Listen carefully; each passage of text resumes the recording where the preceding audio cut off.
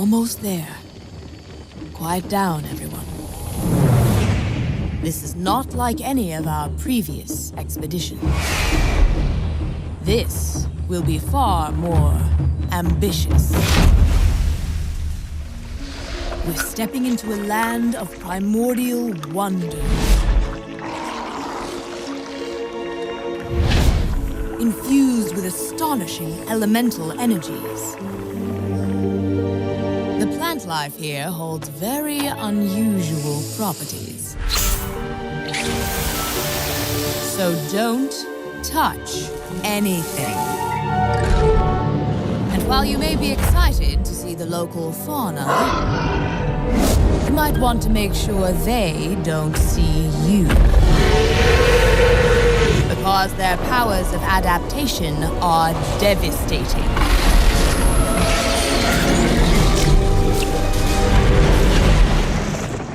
Make no mistake, we will be tested at every turn. But if we stay on our guard, we might just survive.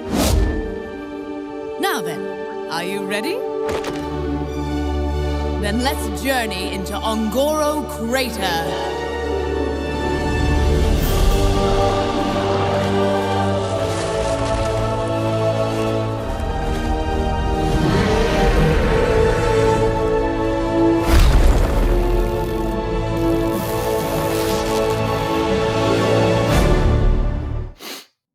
Welcome, guys and girls, to History of Hearthstone, powered by Tempo Storm and NVIDIA, a tournament series where we take a trip down memory lane through all the various Hearthstone expansions and sharing all the sweet memories and horrible traumas that various cards have caused us over the years. I'm your host for the evening, Sottle, and my partner in crime for this week number 5 is Nathan. That's Admirable Zamora. Nathan, how you doing, my friend? Pretty good. The intro, I think, was spot on. Once it hit the trauma spot, anyway. Yeah. I think that was perfect, and I was trying actually really hard not to laugh and ruin your intro during that. How are you doing today? I'm doing great. We're both fresh off Korea, right? Not been in our home countries, our native lands too often, but we came off one amazing tournament in Korea, and I'm looking forward to another one this week. Same. Yeah. Well, without much further ado, let's move on with all the crucial information for you guys. This is week number 5, of course, which means the 2 expansions that are joining the fray now are Journey to Ongoro and Mean Streets of Gadgetzan, who are then joined alongside all of those expansions that you see in the previous 4 weeks. We started off just with classic cards available, and then just trickled in all of these various expansions that you know and love universally, I'm sure. Admirable, how you feeling? Week 5, Journey to Ongoro, Mean Streets.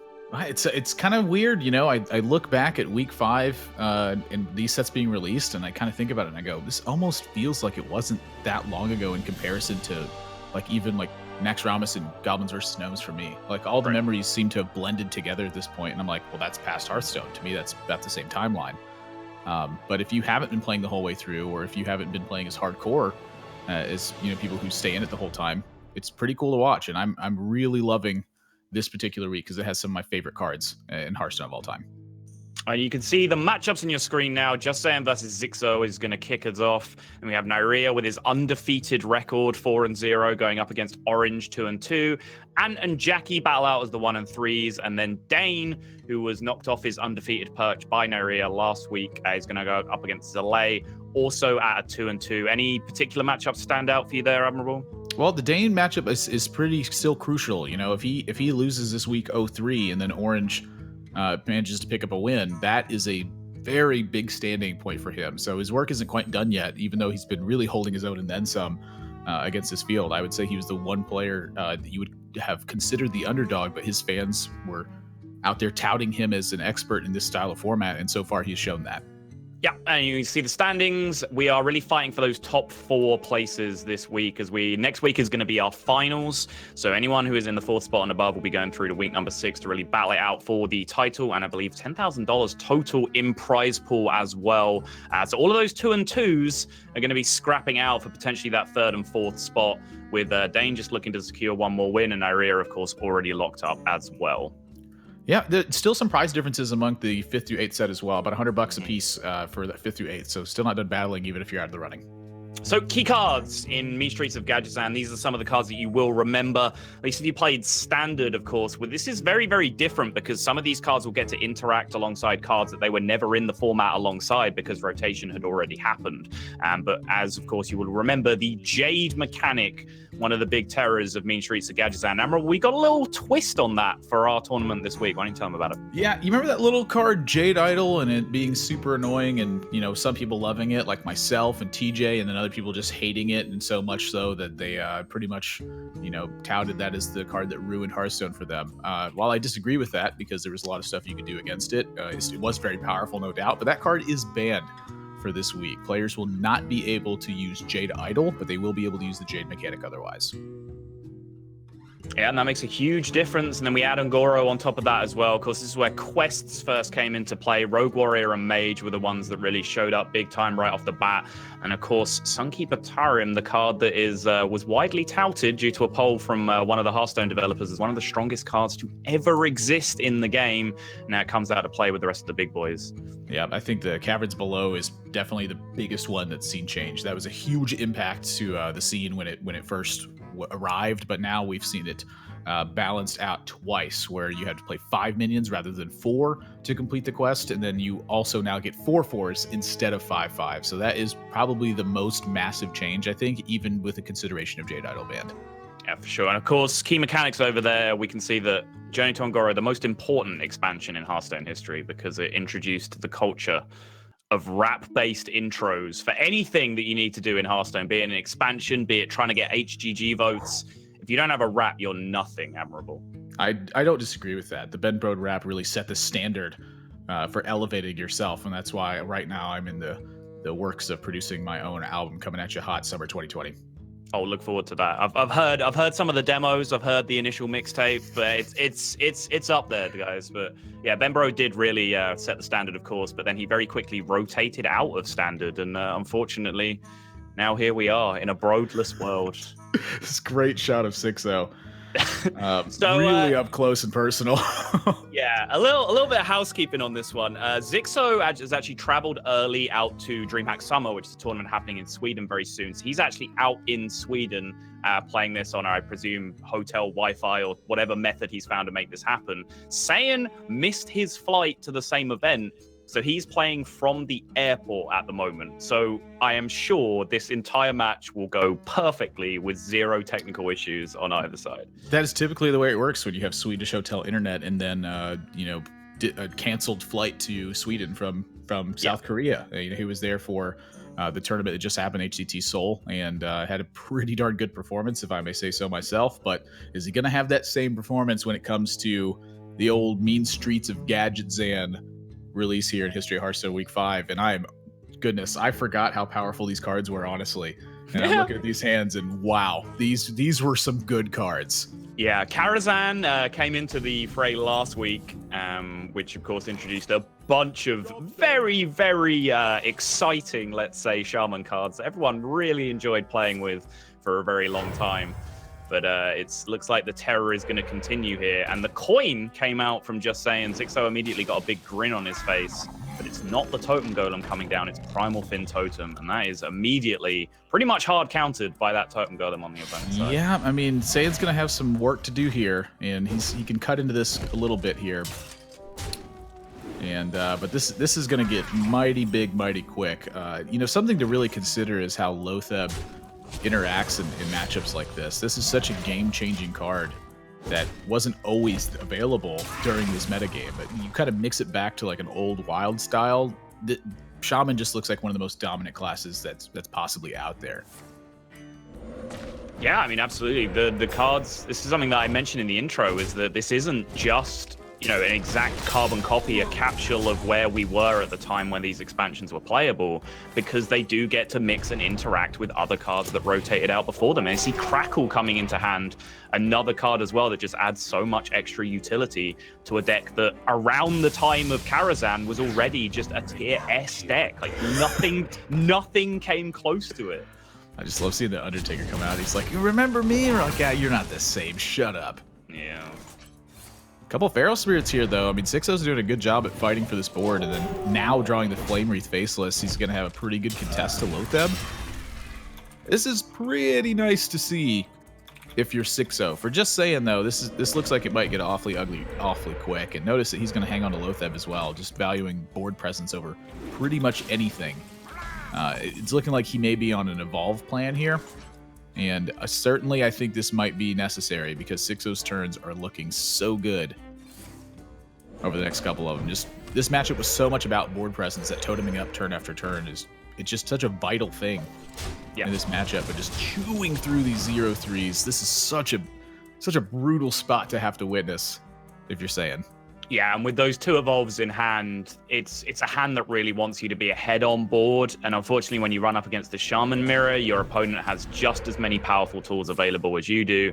And chief amongst those is Flame Tongue Totem. It's one of the scariest cards in any matchup, really, but particularly in the Shaman mirror, because it just creates so much more ability to leverage board state. But Saiyan does find a really clutch turn to at least get some usage out of one of those evolves, and hitting the Dirty Rat there is an enormous role for Saiyan. Not only is it just a huge overstatted minion for 2 mana, but it also does that Tar Creeper job of just protecting the rest of his board for the following turn. Yeah, a little almost punished though with the Nerubian. I don't remember what that guy's name called, but he's a 1/4 and he says all battle cry minions cost 2 more. Narubar Weblord, I think. Narubar Weblord. There we go. Yeah. Hit the name of it. But that's like a pretty weird looking hit where it honestly feels like it affects Saiyan so negatively. And notice that the patches here, also that change. It losing charge actually costs 6-0 the ability to kill a more powerful minion this turn. Eek. Oh, an Eye of Blackpaw drawn. This 1/4 is going to have to bite the dust. It really is, yeah. And that's not the greatest feeling in the world. He's still got some, what I would consider some pretty substantial board, but could he take all the value trades and then just Lotheb go? Is that a viable option and just save the Aya for the follow-up? I mean, that's a lot of what the matchup's about, right? Is just having more stuff on the board than your opponent. And that's exactly what he's going to do. He says that, you know what, one thing is just good enough. And he is technically winning this from a card advantage standpoint. I mean, it's really hard for 6-0 to make super big progress this turn. And with Eye of Blackpaw in hand, he does still have a tremendous amount of value. Now he gets to trade off the Narubar on a much more promising terms for himself. Just if this goes down to a 7-2 here, taking care of Lotheb, then the 1-3 and the 1-1. I love just seeing players' thought process being expressed exactly through just the in-game targeting animations. It's just like, wait, why should I kill this 5-5? Take 7. Yeah, I mean, the trade duty is really on Saiyan here. So that's just for 6-0. You know, Saiyan keeps a stronger minion around, but he has Crackle in hand. He has Sir Finley Murgleton. Like, he's going to have something really fortunate happen in order to win this game. And I think that's a good turn for him to go face. It's just, you know, a really big turn for just Saiyan. His evolve, not the greatest, but I'd say good enough to get the job done. Yeah, he definitely wasn't going to get those big blowout evolves. I think he was in a position where he was significantly behind on board and found the first turn to really make that evolve happen. I think because of that, he's then been able to land his second evolve in a much more powerful position. Well, interesting pickup here for 6-0. He's going to go for just a really big Crackle. Boom. Nailed it. That's not how mine usually go. Having to make the sacrifice to the Flame Tongue potentially as well, just to try to stave off damage. Oh, double change. That is PG. There's 6-0 wins from this spot. That's ridiculous. Yeah, so with the Warlock hero power available to him, right, he had options to just go card for card and eventually outvalue, right? But he needed a weak turn this turn, so he wasn't so far behind on tempo that he could catch up and make it happen. Yeah, and instead it was just about the strongest turn possible from just saying. And in fact, I think it was the strongest turn possible in his deck. That's not Hex. Saiyan looking pretty. Zixo going to look for some miracles. That indeed is not Hex, which is probably not featured in Zixo's deck, but who knows at this point. And yeah, Zixo's going to stare at this board state for just a brief second and going to give it up. Saiyan taking down game number 1 in the Shaman mirror. And Yeah, I think we're going to be seeing a lot of Shaman for the remaining couple of weeks, what we have left of this one, and of course the finals week, because those cards just never go away now. The Tunnel Trogs, the Totem Golems, and when you ban Jade Idol as well, it actually just becomes the best Jade class as well, really, when you think about it. And it was arguably the best Jade class before, I think. It's the surrounding cards that Shaman has for support, I think, that made it so powerful. It wasn't necessarily the mana ramp that really made the difference. The mana ramp for Druid unlocked its potential to have giant turns in the end game because it would stabilize versus other mid-range decks. But Shaman it plays the role of a mid-range deck, but much faster than typical mid-range decks do. So Totem Golem, I think, is a major force in this one. But Paladin being very respected amongst the players so far. It's been a rough couple of weeks for 6-0. It seems like he just hasn't been able to really get things going. But I would say that next to Paladin, that Shaman is probably the number 2. And while that changes a lot with the next couple of sets that are released in week 6, right now, aggression is still pretty much the king. It's really tough to tackle it just because the aggressive cards are so efficiently statted. Yeah, you see, the metagame that we have at the moment, it's very control-based, right? Because we have Void Lord and we have a bunch of other heavy control-based tools, and a lot of the best aggro cards have rotated out. They've just disappeared because of the way the set rotation happened. But that just isn't the case here. We don't have Void Lord yet, and all of those most powerful aggro cards, your Nerubian Eggs, your Haunted Creepers, all of these things that stick to the board consistently are just making aggro so strong. Yeah, pretty interesting opening hand here for Saiyan. Compare Nerubian Eggs plus the Enhanso Mechano. And Enhanso Mechano is really a card that is super powerful, but it's a difficult card to utilize really effectively. And seeing it in this particular hand, I mean, this is going to be super hit or miss on this Nerubian Egg. Either he picks up a way to utilize it off the top of his deck, or, you're looking at Enhanso Mechano maybe buffing them with Taunt instead. But this matchup, I feel, is super volatile. Ship's Cannon looking a lot worse when your opponent's got 2 Nerubian Eggs down, and Implosion, I think, going to be doing a pretty dirty job in the next couple of turns. And so for 6-0's main priority, I think it's how does he kill these Nerubian Eggs profitably? And that's much... not exactly an easy thing to do, I'd say. Yeah, was it ever? It doesn't really matter how many more cards you add to future expansions. Very little contests a Nerubian Egg. That card was so absurd when it was around in the game. But I want to ask you, Admiral, as we see this Ship's Cannon doing work right now, it seems like as good a time as any to ask the question, how do you feel about this Pirate Warrior pick? Of course, still nerfed Fiery War Axe, still nerfed patches. We can't unnerf the things in the clients, so the cards that have been nerfed remain that way. You think this is the right pick for a warrior? I think that Pirate Warrior is insane. Ship's Cannon is a very busted card. The minions for Pirate Warrior are still very efficiently statted. There's no question that N'Zoth's First Mate's one of the most powerful cards in the game. And here, it's just, he's getting chewed apart by 2 Nerubian Eggs. Nerubian Egg was a card in Zoo that really propelled it because of its ability to fight in this manner. And I think that's giving 6-0 a lot of trouble over the next couple of turns. But, wow. That is just, that might be a little bit early. I still think he can kind of win that game, but he went super even early on and then lost a little bit on the Nerubian Egg turn. And so when you're sitting at even and you're giving up initiative to Zoo, Saiyan's going to life tap turn after turn after turn after turn, and then 6-0 still has 0 damage on him. So the output mechanism is, I think if 6-0 even picks the cards he draws that game, he probably can still end up losing. And that is really, for 6-0, a conceit of this game's going bad. I don't want to sit here and lose. I'm just going to give up. And yeah, I think Pirate War is great, but not when your opponent has 2 Nerubian Eggs into your Ship's Cannon. Right. He might have had one more turn where he could have waited and see if someone was going to happen, but we could see that Enhanso Mechano was going to come down on the following turn, and that was just game over. He had a Flame Imp to jam alongside it as well, so yeah, not looking pretty. Druid now the remaining deck from Just Saying. We don't think we've covered yet. Of course, we are playing Conquest if you haven't been following the tournament up until now. So Just Saying's decks that he has won with are eliminated from his lineup, and he now just has to pick up a win with that Druid against Zixo's full lineup. We've seen his Shaman, we've seen his Warrior, and you think he's packing inside that Priest? Well, that's a good question. Raza, Andu, and Priest, not exactly great with the change to Raza. It used to reduce your hero power to 0 mana instead of just 1 mana.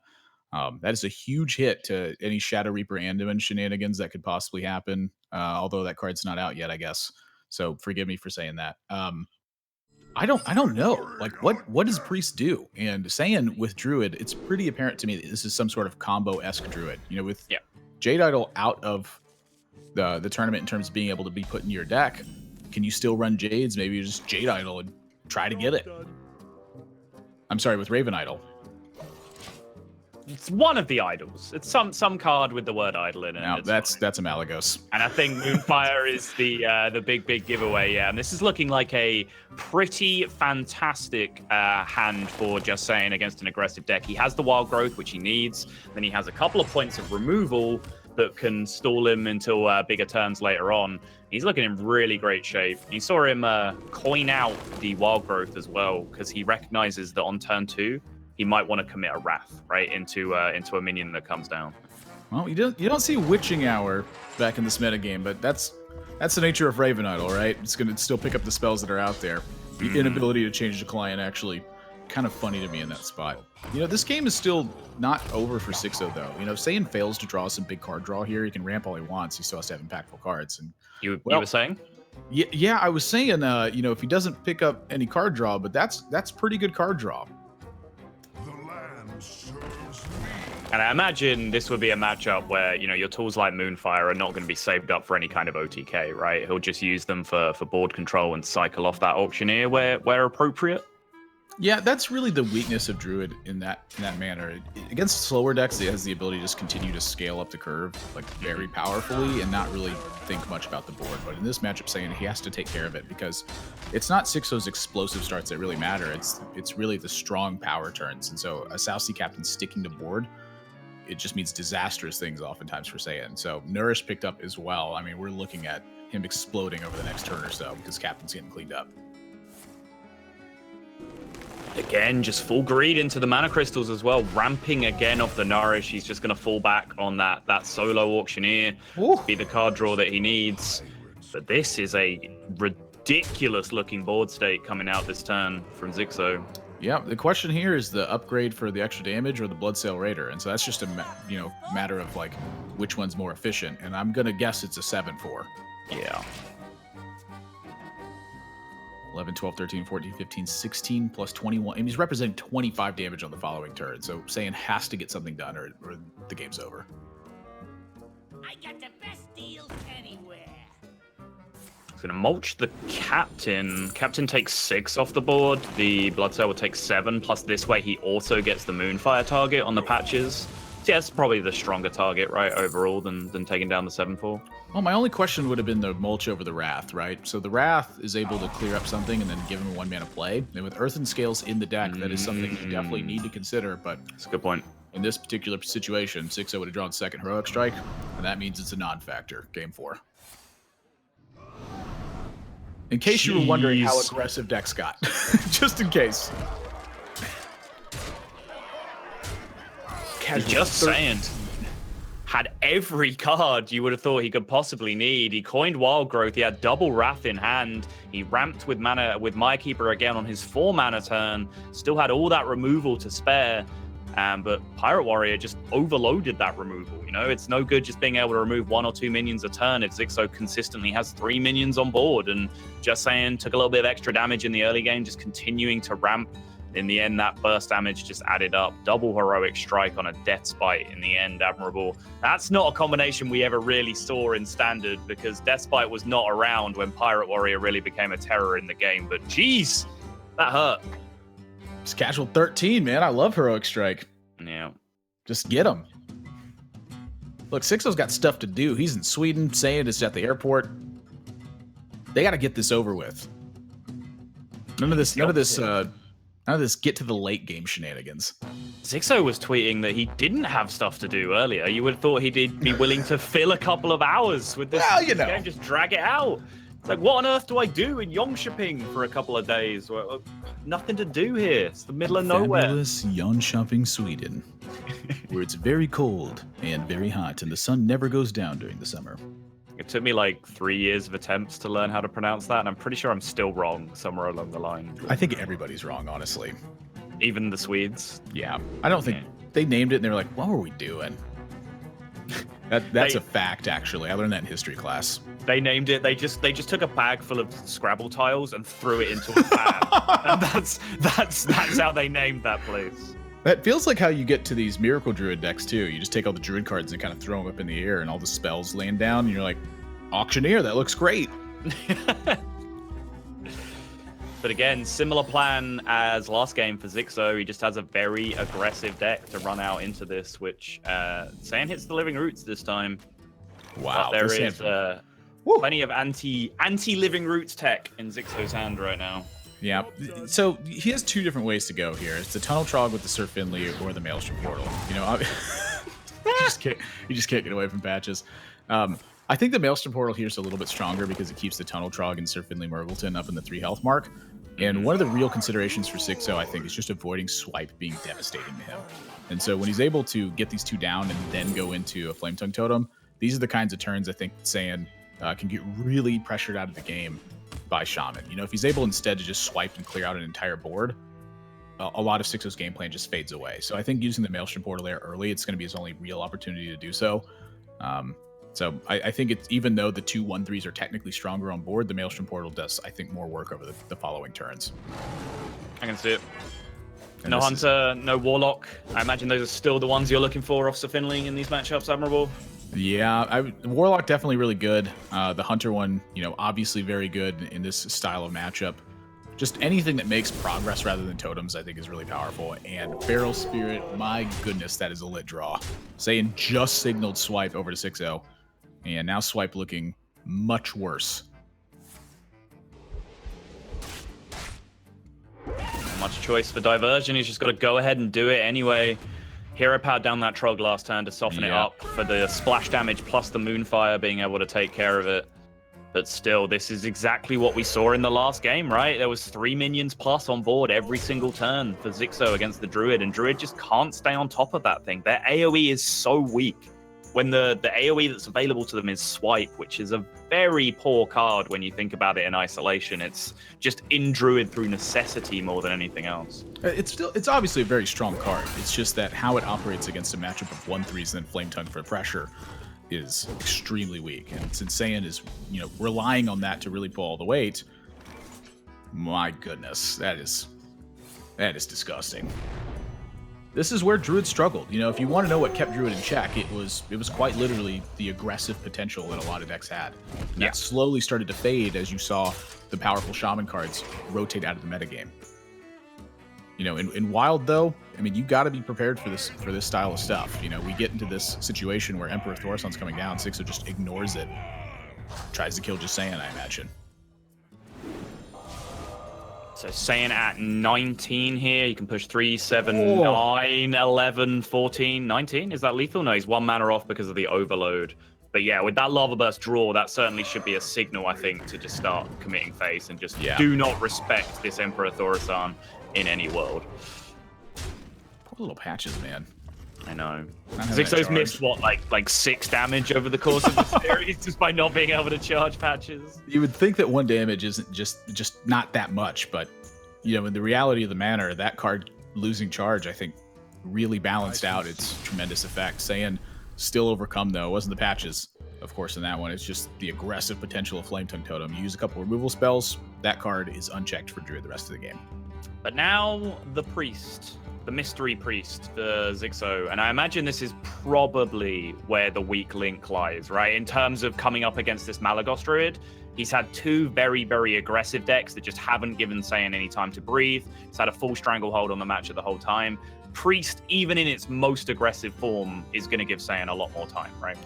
I think so. So right now, I think there's 2 variations of Priest that I would look at if I'm in Zixo's position. You know, given that he loves to play aggressive stuff, I'm thinking about the potential for like Shadow Bomb or Mind Blast with like Spawn of Shadows, which is a 4 mana 5/4 and it says Inspire, deal each player 4 damage. Like that's a real card. I'm laughing because you cannot spend a day in Admirable's presence without him telling you he's gonna build Shadow Bomb and Mind Blast Priest in Wild and make it work. Like this is a daily occurrence. It's so good. It's just a lot of damage. It's like damage output is just a very strong thing. But the other thing I'm looking at is like Divine Spear Inner Fire combos, right? Yeah. When you have Deathlord available to you, and you have just pretty much every single good card for Divine Spirit Interfire that's there. Oh, Dragon Priest. That's one I forgot about too. The Wormrest Agent being just such a powerful card. I mean, all of these make sense. And I recall Dragon Priest actually being a pretty tough matchup for Druid overall, just because of the aggressive bird out potential. This is where I was leaning when I said, Priest in its most aggressive form will still give Druid a bit more time. I think that's true. But you're right in the sense that it can put so many stats on the board, right? Where it comes back to that problem we were talking about before with Swipe, where Swipe just doesn't interact with 3 health plus minions, which all of Priest's minions are. Oh, double Arcane Giant drawn too. That's not good. No. And this is about the best turn that 6-0 has. It's the old 2-3 Radiant Elemental. Draw a card, by the way, it's a 2-5. 2 really weak draws for 6-0 though, so saying Raven Idol's perfect. Is the follow-up perfect?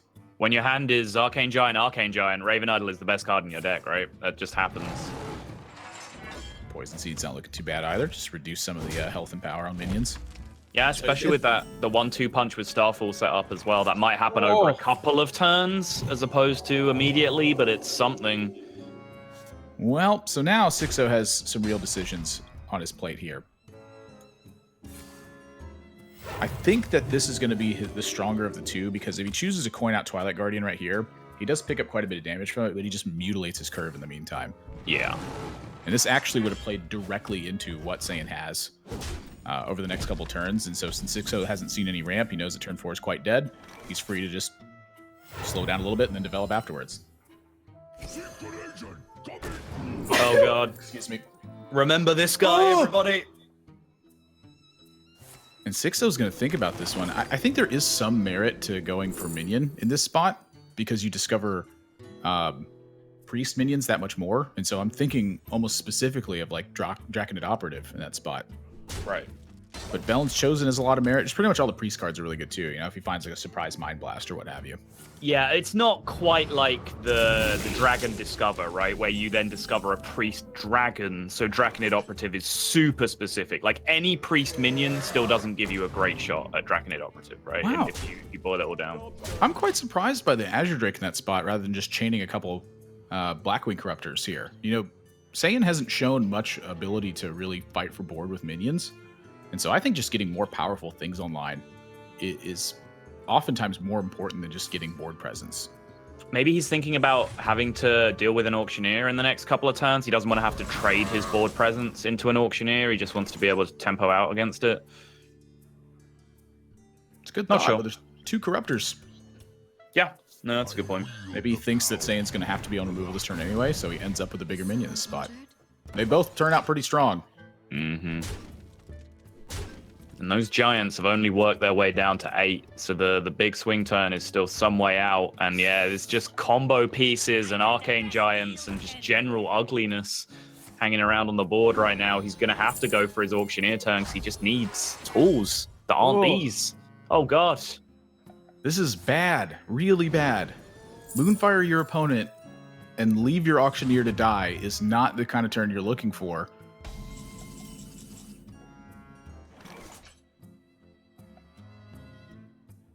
Just aggression. It doesn't really matter at what point 6-0 takes advantage of that aggression. It just matters that it's happening. And that's really the big difference, I think, in this game. There's the operative. There's the tempo clear on the auctioneer. Still choosing to respect it, of course, even with this much damage loaded up on board. And now setting up lethal for himself. 14 on board, plus Velen's Chosen, plus Holy Nova on the following turn. That'll do.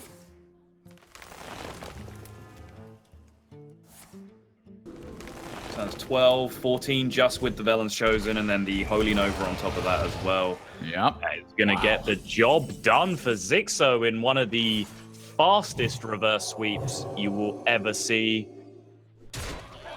Holy smokes. Blackwing Corruptor is just a good card. Yeah, who knew, right? Just a good card. Dragon Priest, am I right? As soon as that Draconid Operative hit the board, I can't remember too many cards that frustrated me when it was in the game quite as much as Draconid Operative. I think it was just the fact that like Priest played 6 of them a game against you. Like that was the issue. You just heard it over and over and over again every single game. So The other cards, you know, they were legendary. You saw it once, you conceded, you moved on to the next game, you know. But Draconid Operative, you had to sit there, and then like they played the first one, and then the first one discovered a second one because you were also playing Priest because you're also a sick human being, and it just kind of chained like that over and over again for half an hour, and then you cried, closed Hearthstone. And then you opened History of Hearthstone to try and get memories of a different time where Draconid Operative didn't terrorize the metagame, but unfortunately it was week 5, and Draconid Operative still terrorizes the metagame. You know, Dragon Spies are not subtle, and I think that's why that card really appeals to me, is that is just exactly how I picture a Dragon Spy. It's like, I showed up, I took your stuff, get ready to face it, and you're like, what am I supposed to do against that? How is that an operative? But that's how dragons are. They're just not very subtle. They show up and they beat stuff up and they breathe fire and eat things. I feel like if you're a dragon, like stealth and covert operations are not really necessary. You can just kind of run in there and just steal whatever you want immediately. Yeah, it's, you know, it's they tried to take that intelligence and that concept from other cultures and just, you know, doing all right for them, I guess. Well, see standings, Just Saying goes to a 2-3 record now. Zixo matches it on 2-3, and I think that actually puts pay to Just Saying's hopes of making it to the finals. I believe the 3-2 record is going to be required to get you there. So both of those players ended up with even records, but I don't think it's going to be good enough for either of them together. We'll have to see how the rest of the week pans out. I don't know exactly. I think there's like a chance that one of the 2-3s makes the cut because you're looking at the other match records. We only have 3 players that are even or positive. You know, moving into the week, it was Orange, Zalae, Dane. I'm Naryia. I'm sorry, there's 4 of them in there, but you know, 2 of them are facing off this week. You know, if Orange and Zalae lose, I'd have to look at the exact game standing to see from there. But Just Saying was second in the 2-2 position with. That's true. Yeah, you're right. With Zalae at that point, so I think there's still some hope, but he needs Zalae to lose in a little bit more spectacular fashion if that's going to happen. Yeah. And it sounds like Zixo is going to join us for a quick interview and talk about his experience so far in History of Hearthstone. Zixo, you with us? How you doing, friend? Hey, I mean, that match wasn't relevant for me anymore, so yeah, it doesn't matter much. Just had to play for like competitive integrity. Didn't want anyone to get a free win, to like give anyone like an easier way to get to the finals. But yeah, there is $100 difference. There's $100 difference in placings. Okay. Oh, I see. Me. Privileged Zixo doesn't care about $100. Jeez, you know what some people would do for $100, Zixo? Come on. Tell me. What would you do for $100? This is every single day of my life where I embarrass myself. That's what I do for $100. Yeah. But like you said, you came into this week. It wasn't, you know, super important for you. But how have you enjoyed like just this tournament as a whole? Just getting back, playing some power cards, jamming some broken decks. Yeah, like I played a similar tournament before, and I really think it's nice to have stuff like this. Like I think Hearthstone is meant to have tournaments that aren't just like standard best of 5 or whatever. I'm a bit salty because last week I was playing from Korea, and I was like doing my turn and then trading a minion. And like for me, it seemed like everything would go through, but there's some delay from different servers, so one attack didn't go through and against Ange, so I lost the game because of that. Yeah, but yeah, that's just me being stupid. I should have done it faster. Overall, I definitely think we need tournaments like this for Hearthstone. What was your favorite week to play in? Like which week did you look at and say like I want to jam these cards? This is the best expansion. This is where I want to be. Probably the Patron Warrior week, like 2 weeks ago. I threw the first game at like a really bad hand against Jackie Chan's Druid, but I could have won if I just used my inner rage to like kill his minion and reserve 1 HP instead of making 2 more patrons. But I was greedy, so I lost because of that. That's kind of nice to finally lose again in Hearthstone due to a misplay. Yeah, well, there you go. Always a good feeling, right? As long as you're losing for a good reason, you don't mind losing too much. But Zixo, thanks for joining us. We got plenty more Hearthstone to get on with, and we know you're busy enjoying the sights and sounds of Sweden, so we'll let you get back to it. Bye. Really vocal guy. Yeah, of course. Really vocal. Just to recap, this is History of Hearthstone, powered by Tempo Storm and NVIDIA, and that is pretty much the format in a nutshell for you. New expansions released every week. We opened up week 1, and it was just vanilla Hearthstone, just jamming some chill wind Yetis. Yeah. And then from there, Curse of Naxxramas came along and just changed everything, which it really did at the time as well, just introducing sticky death rattle minions and so on to the game. And then things have progressed through week 3, week 4, and now we find ourselves in week 5 with all but the 3 most recent expansions available to ourselves. I'd love to see it, man. The aggressive cards. Like, I remember the stuff being really aggressive, but then you kind of see it again and you're like, wow, Hearthstone is a lot slower than it used to be. Like, I remember these games ending like super fast, but not like, wow, that's a totem golem and that's a flame tongue totem. That's a lot of damage. Like, now we got void lords and stuff, and it's just a giant block your minions fest until see who does the more disgusting thing in the late game. So I think, like, you know, in comparison, I think a lot more cool deck building stuff is happening now. But man, seeing old powerful cards, it's just, that's what I love about card games, is just disgustingly powerful things every single turn. Yeah, and I think that's the argument for, like, where we are now, the people that really enjoy this style of metagame that we have at the moment, that's their argument, right? That because the design team always wants to push cool effects out in each expansion, by making aggro weaker, you allow these really weird, janky, super high-level turn 15 interactions to be possible, right? You if there's a spark in your mind of a deck that you want to try and make happen that has some crazy interaction, you can do that if there's not a Leponome and a Wolf Rider smashing you in the face on turn 1 and 3 respectively. So I definitely get that argument, but I'm right there with you. I am Wolf Rider's #1 fan. I love to see just things going downtown. Actually, I can't say that. You are definitely Wolf Rider's #1 fan. Actually, coming to think of my steel. Yeah, never mind. Scratch that. Naryia versus Orange. Enough about us. Naryia, the undefeated player, 4-0, already locked up for week 6. Coming up against Orange, who still has it all to play for. Paladin, Mage, Shaman versus Priest, Druid, Mage. Thoughts, concerns, Admirable?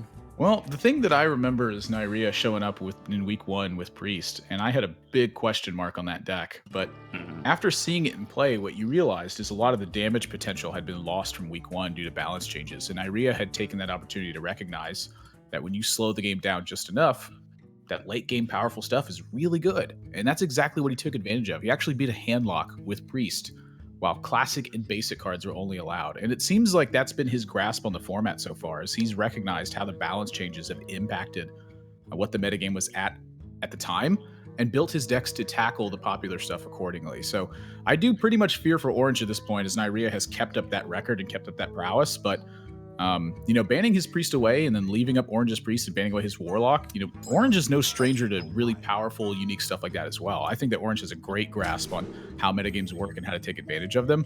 So I'll be curious to see how this works. I remember, you know, Aggro Shaman at the very tail end when Chalky was including Dr. Boom. And really, no one at the time was doing that in Aggro Shaman. They thought it was meant to just get way more aggressive and underway very quickly. But yeah, I think Naryia, you know, correctly recognizing that scaling to the end game is still a very powerful thing to do. Yeah, for sure. And I mean, this was like whirling Zap-O-Matic, like kill you on turn 3 Aggro Shaman that you're talking about, right? The Chucky then ended up putting the Dr. Boom in. So even though it was recklessly aggressive, even more so than the Tunnel Trog Totem Golem days later on, he still recognized the value of just that super broken refill in the late game with Dr. Boom. Yeah, pretty even opening here on the Tunnel Trog getting picked off. Now Naryia's hand looking, you know, pretty darn shaky with Lightning Storm inclusion in there. So Naryia maybe missed the mark against Orange, who looks like with this particular Druid deck that he's more inclined to try and take advantage of late game scenarios than early game scenarios. And that's where some of the deck building gets punished, of, you know, having Maelstrom Portal, having Lightning Storm, and something I think Orange maybe thought about coming into this. Yeah, I can definitely see that. J-Claws is a decent pickup, just at least for a bit of board development, but we can see immediately the difference between, of course we didn't see the whole deck, but it didn't not really look like Zixo was playing the kind of deck that would include Lightning Storm, right? And we saw how much more consistently he was able to load out onto the board and be aggressive in pretty much this exact same matchup against the Druid that Orange is playing. Yeah, and the two Druid decks also pretty wildly differently built. You know, Orange has come with Poison Seed, Sludge Belcher, you know, relying on Alex Straza to deliver a lot of that burst damage, where Saiyan was pretty much all in on the Auctioneer plan, get to my Arcane Giants, and have some big powerful turns. I think this mechanism is working a little bit better against the aggressive decks, which was really the downfall of Saiyan in match 1. Yeah, we didn't see a Sludge Belcher from Saiyan at all, right? Which I can't help but think, like, any deck that wants to stall and get to the late game, like, Sludge Belcher becomes a real promising proposition, right? Just look at how annoying this card has been for so very long. I would definitely say so. But, you know, this is also a problem for Orange now. He's had, you know, almost no ramp up to this point. Nourish is really his first opportunity to get something done, but I'm looking at this hand and thinking, he may need that Nourish for card draw. It's pretty darn weak. Very possible. And you're looking at one of the reasons why Druid removal tends to suffer. You see so many of their removal tools, Claw, Bite, Gnash now as well, and Feral Rage. You can't use them on multiple targets. That's something that really becomes a problem when you get redundant copies in your hand. If those were 2 rats, you can just fire them off at 2 different targets. But Feral Rage, it just stacks 8 attack on your hero, and you can still only send it to one place. He would have loved to have killed the Totem Golem and the Flame Tongue Totem on that turn, but just didn't have that option available. Yeah, and so now I think it's search for, you know, big powerful turns. Poison Seeds in hand. Needs to find some sort of gas to supplement this. It finds nothing really. It's just more clunky stuff. And while Naryria's hand isn't exactly the juice, Flame Tongue Totem usually is enough to get the job done when you land Eye of Blackpaw and it sticks to the board. Yeah, Flame Tongue Totem on its own is at least a moderately sized juice box, right? It doesn't matter what the rest of your hand is. Doesn't matter what else is in your lunchbox. If the juice box is on point, you're a happy boy. That was the key. I remember in elementary school, it wasn't you know what kind of sandwich you had. It was what juice you had. And that's not the juice that Orange just did. That is really much going to leave him in a terrible spot. That's that one kid that just had like super healthy vegan parents, and he just only got a small bottle of water in his lunchbox. He never got any sugary juice or anything. Yeah, and I remember at that time it was like, bottled water? Why would you bottle water? Fast forward 10 years. Why would you drink water not out of a bottle? Yeah, it's ridiculous. And this board's ridiculous. I think Orange is gonna be dead-zo pretty quick if he doesn't draw Swipe off this Azure Drake. You think it's the right play just to fish for it? I don't really see anything else. I mean, I think he's just got to get lucky at this point. Yeah, I can see it. Welp. Azure Drake was good, but it was good when you went even with your opponent, not when you were substantially behind. But that was one of the driving forces. You know, Hearthstone very much a tempo-based game. So when you can slightly out-tempo your opponent and then Azure Drake, even if you just go even and then Azure Drake, that was the driving force of the metagame, was who could substantiate their board presence.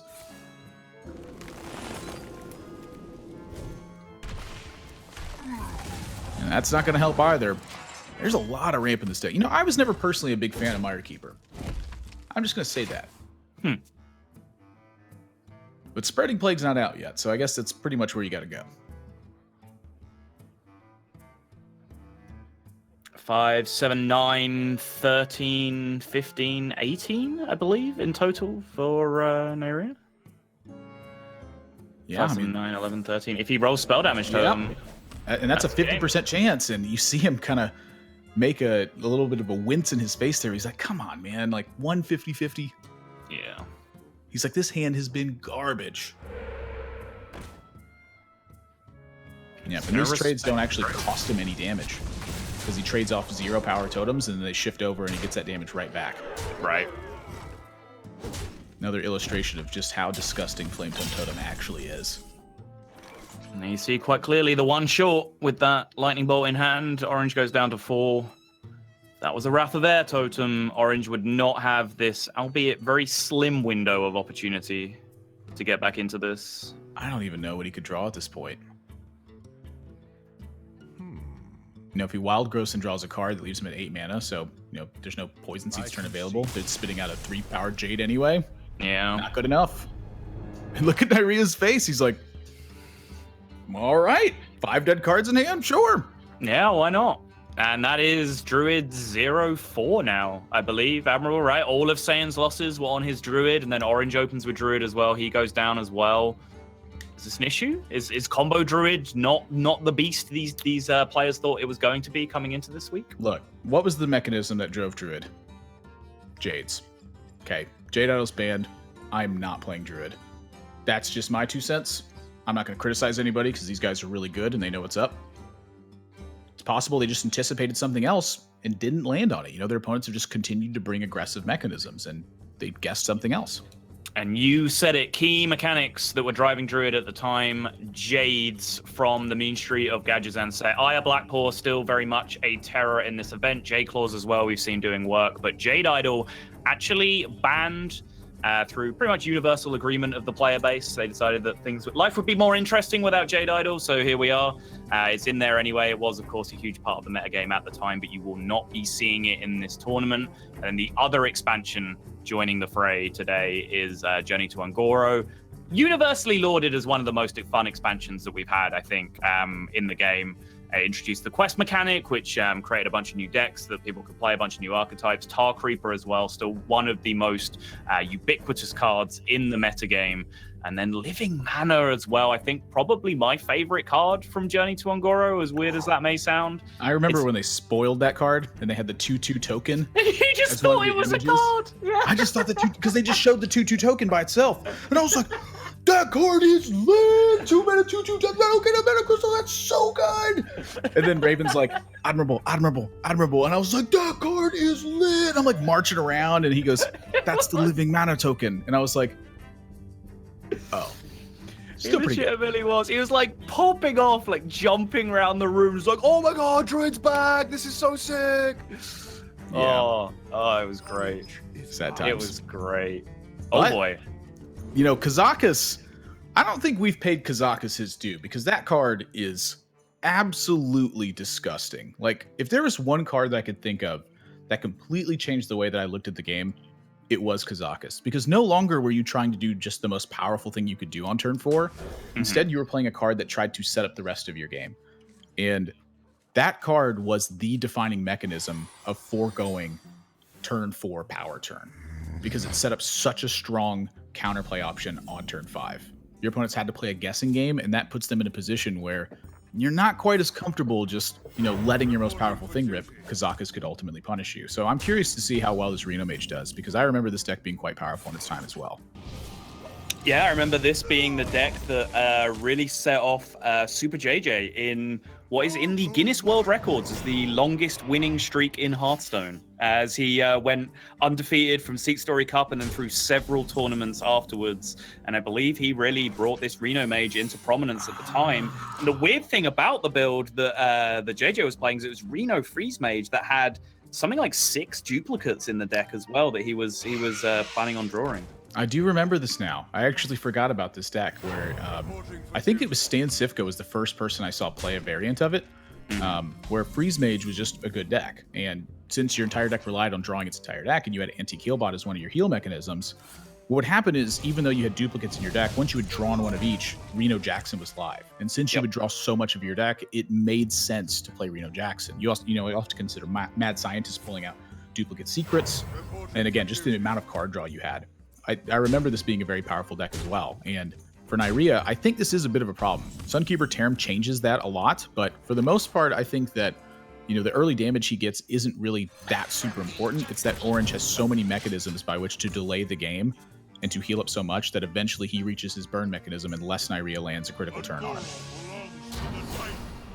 Well, how critical does this turn feel on your scale of 1 to critical, Admirable? It's pretty critical, but I'm looking at Zombie Child 5 extra life. I'm looking at a Frost Nova to buy Orange some time. I'm looking at Ice Block already set, and you notice that Reno Jackson is yellow at the moment. Which means that all the duplicates have been drawn. Yep. So I fear for Orange a little bit in this game because there's just a ton of board presence, but you know, don't let this spot fool you. He is still very capable of winning this game. So then the question like flips on its head, right? Where these mid-range or /control Paladin decks, when they came up against Freeze Mage, it was often a question of Ragnarai, right? Like, how many of them do you have? Do you have Happy Rag and Angry Rag? And can you like stick them to the board in awkward positions for your opponent to deal with? It's a good question. Lightfuse Stegodon, also a card that I had not really thought about in this matchup either. Huh. You know, it Yeah, makes a you're lot right. of sense with like Lost in Jungle Muster for battle and how much that can provide. You know, that's like a surprise kill mechanism. You think about Terran being a big surprise. Orange often anticipates that one. Much harder to anticipate how a Lightfuse Stegodon's going to go. That's a very good point. I think it's one of the most interesting things about this event really is that we're now somewhat approaching like a true wild format, which we will have for week 6. But up until then, each week has been an entirely unique metagame, right? It's been something that we've never seen either in casual play, just on ladder or whatever else, or in tournament either, because there were unique specific rules about which cards were allowed to interact with each other. So this kind of mid-rangey control Paladin, but with the Dude package and then Lightfuse Stegodon as well, it's just not really a deck that you would have seen floating around, because at various different times, there would have either been more effective options or some of these cards would have been illegal in the format. Yeah. And Dude Paladin is certainly a force, I think, it pretty much any way you slice it. But, you know, to think that you can run Lightfused and you can run Quartermaster and you can run Sunkeeper Tarim, it's very rare that at the time you had seen these cards all interact with each other. Mm-hmm. But it's more and more. Sorry. I mean, it's good, but like, you know, where does he seize the damage from? You know, I'm looking at Orange's Ice Block and his Reno Jackson and his Frost Nova and his Alexstrasza. Like, Naryia, you could even tell he's slowed down a bit on this turn. He's struggling to find the mechanism by which he actually wins the game.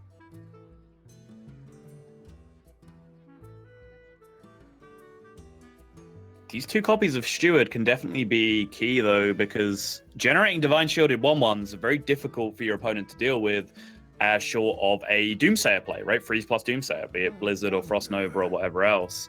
We don't see that from Orange, and with the nature of his Reno Jackson already being live, we know there's only one Doomsayer remaining in the deck. So it could be that Naryia is able to build a very sticky, difficult-to-remove board with that Haunted Creeper and its tokens alongside a bunch of Divine Shielded 1/1s. And then just the ability to burst through comes in huge afterwards. Naryia's going to favor just the Adapt instead. Wow. And there's the Death Rattle on the +1/+1 plant. So a lot of damage excess, even if Orange lands an AoE in this spot. But there still feels like ages to go in this game.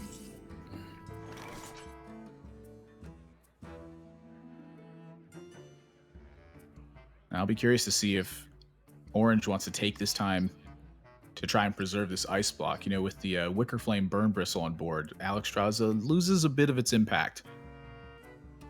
Observe and reflect. Is this like a Reno Frost Nova turn, perhaps? I can see that.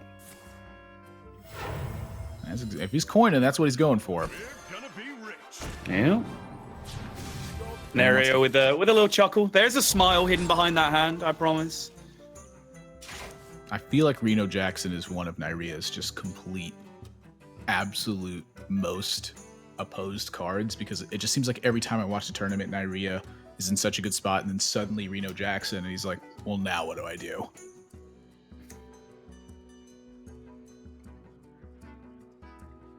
I'm amazed that you just have that kind of memory for like specific bad beats that individual players have taken from cards. Jeez. I mean, watch a lot of Naryia. I mean, you make it 2 world championships, you're going to watch a lot of a guy play. That's true.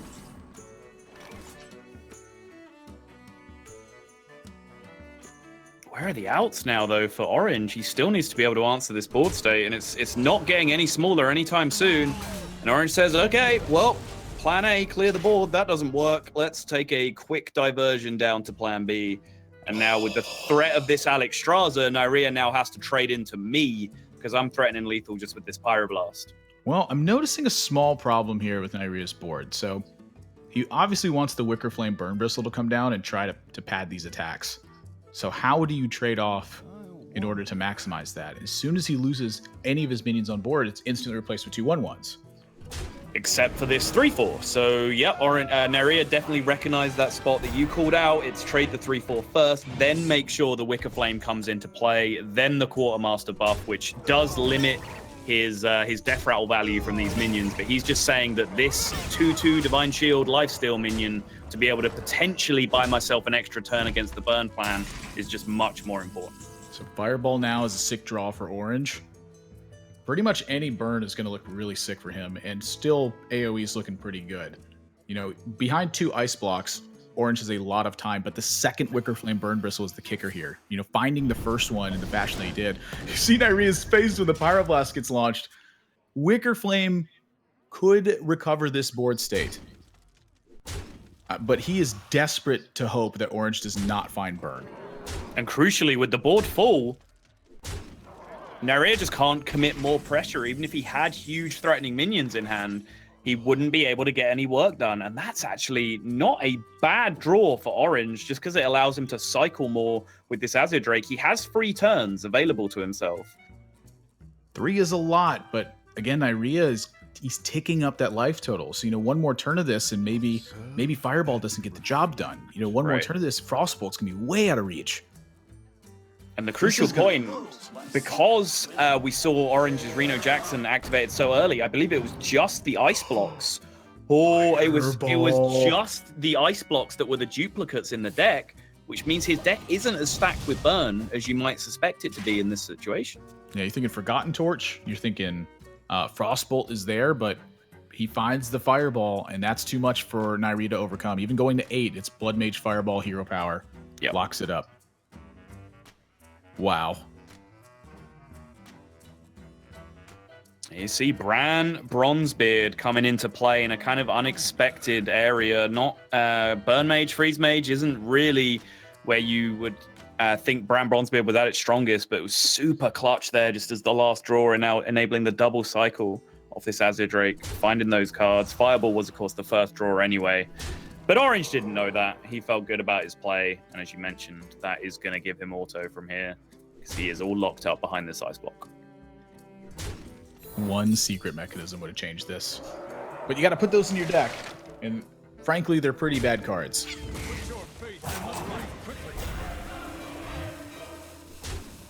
Ice block was good, but it was the surrounding stuff that made it possible. Yep.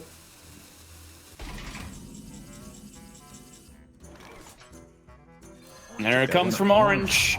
Blood Mage, Fireball, pings him off for the last point of damage. The smile comes back out for Naryia, and Orange is going to square up this series 1-1. And already, this series looking markedly different from our opener, both in terms of the way the series is going, evenly matched here instead of saying going out to the big lead previously. But more importantly, admirable, just the decks that are being played, almost entirely different from what we saw. And I don't know if you agree, that's probably a mark of just how deep we are.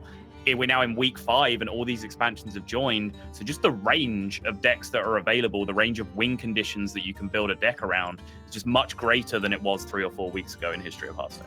Oh, for sure. And something else I think to note is just like the playstyle in general. You know, for a guy like Orange, I expect him to, I feel like I'm about to sneeze constantly. I expect him to be able to explore a little bit more and find that cool deck building mechanism. And for Naryia always seems to have something that's a little bit slower than usual. Even down to the Shaman deck where he included the Lightning Storm in there. You know, that was a tech choice that was often found in a lot of aggro Shaman decks, but to think that just saying or 6-0 is playing a Lightning Storm seems a little bit more questionable to me than it would be for Naryia. I picture Naryia having some flexible options stacked across all of his decks, rather than just not have them at all, or to have them maybe in 1 or 2 decks. So I think the playstyle comes into a big one there as well. Just, you know, the fact that we have so many cards at this point, seeing how different players interpret the metagame is also a big thing, because all these guys have still been successful throughout their careers. It's very true, yeah. And Orange is probably one of the few players that probably has an entirely naturally trending upwards curve throughout his entire Hearthstone career. I think he's as good a player and as successful a player right now, today, than he ever has been. And I don't know about you, but I can't think of any other player that's the case for, who's just got consistently more and more successful as time has gone on. I wouldn't say quite to the degree that Orange has, anyway. I would say in that category, he's definitely my #1 pick for that. You know, I think something that was really interesting was the development of Orange just as a player over the years. You know, I think early on, he was often criticized for his technical play. Agreed. But the strength that he had was being able to read metagames and build decks that were specifically good at certain times. And that was a big factor in not only how many tournaments he has won, but how many he continues to win and still do well at. You know, a lot of players, I think they miss that one little knack where they continue to build powerful things, but Orange is trying to specifically think about what's good versus other players.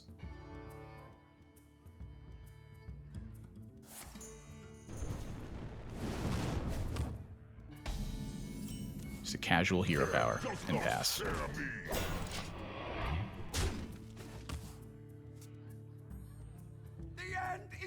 I don't know if I lost Saddle to the internet or not, but we'll find out. I like the delay on Doomsayer from Naryia here, knowing that Orange is padding the life total a bit with that Zombie Chow, so he's free to try to see a second card come out of this and maybe get some value from it.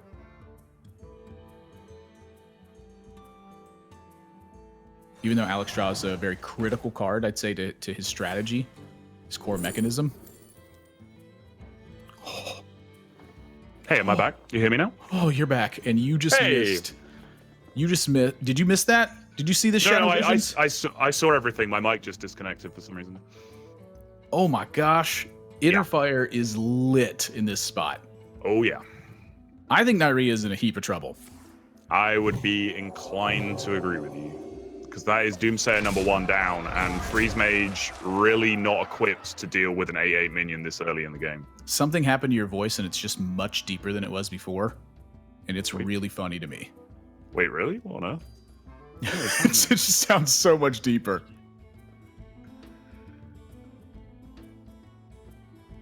I think it's great. I'm very confused as to what's happening. Your core Blood Reaver Gul'dan is showing right now. The inner warlock that is actually subtle, chaotic evil.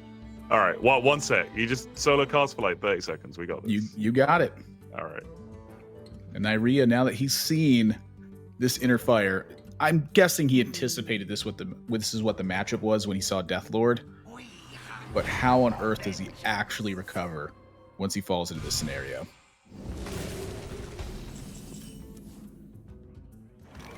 And Auchenai Soul Priest picked up.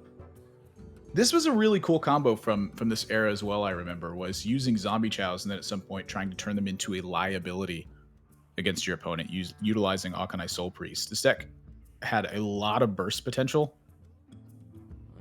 but it was about seizing the right moment. This deck was, I remember, very tough to actually navigate in a lot of matchups, and that was what was so cool and unique about it, was that each matchup was way different.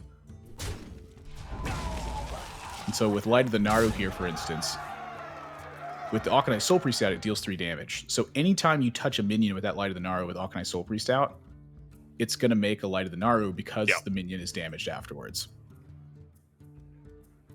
Yeah, definitely a pretty spicy deck put together by Orange here. The combination of just that aggression you were talking about with Divine Spirit Inner Fire, but then the Auchenai package thrown on top of that as well for burst. And this is Orange 101. I think you were talking about this a little bit going in. Like, Orange is a very tempo-based player. He just loves dealing damage. I remember talking to him at one event. He was trying to learn Big Spell Mage, like in the current meta game. And he just couldn't. It just took him so long to work it out because he kept just trying to like tempo people down. He'd just play his 1/2 on turn 1. It's like, yeah, now I'm ahead on board. Like, what now? Your move, idiot. That's just Orange. That's Orange. I will even continue to say it today. I don't think his technical play is the absolute strongest from the get-go, but his learning potential is so strong. He learns the game so quick and figures out the little intricacies of a matchup very quickly. And that used to not be the case, but he would make up for that, I think, in the deck building aspect. So, seeing him come correct here and be able to just absolutely punish Naryia across the board, I think is really something special to watch. In Light of the Naru here, I imagine that's going to be pointed face, and then the Zombie Chow is really the question mark for me. I think you trade this, and that prevents the Death Rattle, deals the 5 damage over, and pops the Ice Block.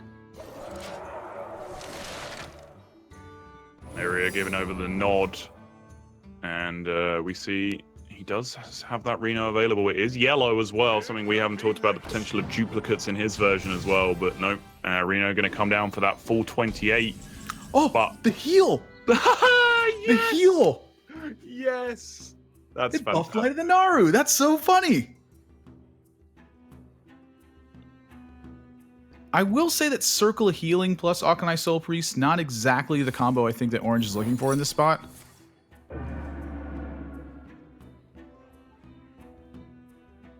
He can Holy Water the Reno Jackson and actually take a copy of it too. Ooh. Oh, Well, this is now we're interesting. talking.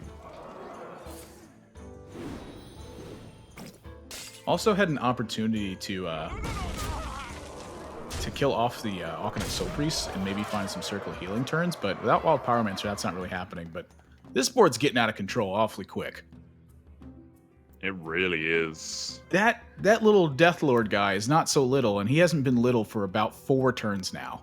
Yeah, we talked about it. You were freaking out while I was having mic issues about that Shadow Vision's turn, and then I came back and was like, yeah, I mean, Deathlord as an 8/8, without Doomsayers, you don't really take care of minions this big as Freeze Mage, and it was a Doomsayer that he killed with the Deathlord in a fire turn. So Naryia was always going to have a huge issue in terms of dealing with this minion. Ooh, Frostbolt pickup. So that buys a little bit of time now for Naryia. If he can manage to pick off this Deathlord, that is a big turn. You want to Circle of Healing this turn? And then trade afterwards? Pick up the extra card draw? You can go Circle of Healing, trade, kill the Acolyte, then heal up your Deathlord, but then you're not pushing 8 to face afterwards. Yeah. You know my opinion on that. Deal 8. I'm telling you, people underestimate this face. He'd go face if he was dead on board, I swear. Like, I got a deal 100 damage quest, man. I got to finish that up. Load them! yeah, all right, now you win. Now you win. Now it's a face attack 100% of the time. I don't know. Now you can trade and slow things down knowing that Rhea can't counterattack that. Casual 11 mana Blizzard, Frost Nova, or Ice Block. Necessity, neither one. Doesn't get it. And that is looking like a 2-1 to Orange now.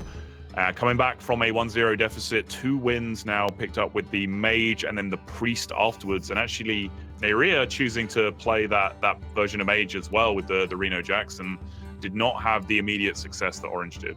Yeah, your voice is still quite deep, and it's still quite funny to me. I didn't want to say it again in the middle of the game, but it's just funny. I don't really know what's causing it. I don't know what's happened. You've been officially possessed. Hmm? Oh, what's the possessed villager? Hmm? Is that little 1/1 guy gonna pop out of you when you die eventually? Yeah, I'm just full of 1/1s, just all the way down. I'm like a pinata for 1/1s right now. Man, Inner Fire. I kind of feel like self-conscious about talking now, which isn't really like a great meta to create for a caster.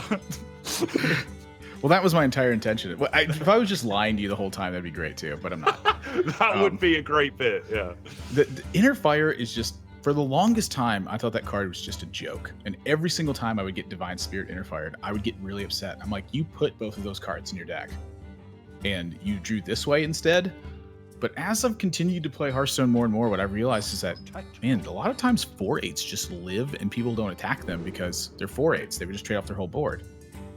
It's a way to punish people for not respecting your board position, which is just, it makes them so powerful. I think it's a very key mechanism to Priest, honestly. It's just, in a hidden deck format, the ability to threaten that you're going to kill your opponent is a very powerful tool. Yeah, definitely agree. And now Orange back on this Druid that failed in the first. Are you laughing at my voice again? Jeez. No, I'm not laughing. I'm not laughing. That definitely sounded like there was a giggle coming out. I don't believe you.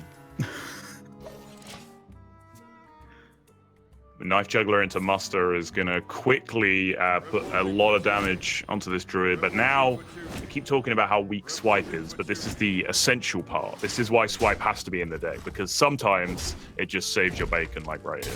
Yeah, and save the bacon. I've never heard that term before, but it sounds quite correct here. This is this bacon would not be saved if it wasn't for this Swipe. I think while we were in Korea, I used the phrase "till the cows come home," which again only really exists in Great Britain. And no, that's That's definitely a from the south sort of thing. Oh, really? Okay. So Frodan had never heard it. He was just like, wait, please tell me that's like a British expression and you just haven't made that up. Reporting for duty. It is very British. I'm not gonna lie. Okay. It's just also very southern. I didn't even realize I hadn't heard that or said that in so long. California's just changed me. Not a lot of cows in California. There's Or do a they lot just of them. never come home? Are they just unruly cows? They just stay out all night. Well, I mean, think about how beautiful California is. I mean, would you want to come home? That's true. I know when you leave playoffs, you're like, "Ah," and then it's the OC song plays as you're headed to the airport. California.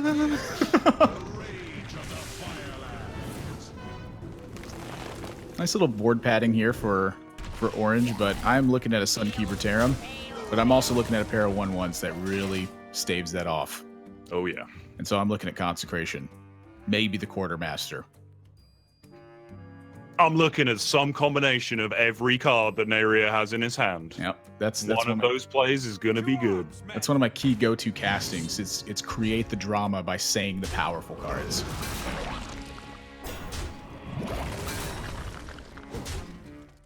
But now a real test for Naryia. Do you respect the Fandral or do you push the damage? And I have often been a fan of leaving Fandral on board because to me, the punish has already happened. Nathan, that's Honorable Zamora in Hit Face and Ignore Key Minion Shocker. Naryia disagrees. Yeah, I don't blame him for disagreeing. I mean, the question to ask yourself is how bad to shape are you in if your opponent has Nourish? Yeah. And the answer for Naryia right now is really bad. So prevent that. You have Tarim in hand. You have Shield and Minibot. You got Stand Against Darkness. I think he's free to make defensive plays and reload afterwards. It's just for me, I like giving him less time. And does that mean I get punished a lot more? Yes. I think I'm a what's the word where you like the pain? Masochist? Sure. No, sadist. Sadist, There right? you go. Sadist is you like pain, masochist is you enjoy other people in pain. Or the other way. I don't know. One It's of one the of those two. It's one of Answers those on two. a postcard, yeah. There you go. And for me, No, I was Man. right the first time. It's masochist, yeah. the bad beats are just soothing. I just enjoy it. Orange debating the Living Roots. This was always such a painful decision to have to make. You're staring at Forgotten King, you're staring at Malagos, and you're just like, I guess I hold it. Just let him have a 3/3.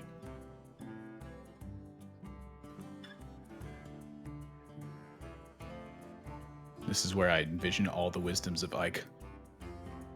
Kill it so it's dead. I wonder. But if you wait Reporting for duty. until you can hit him in the face with it, then he has less life. That's a very true story. That is the paradox. That is Ike wisdom. Are you just munching around while he's punching?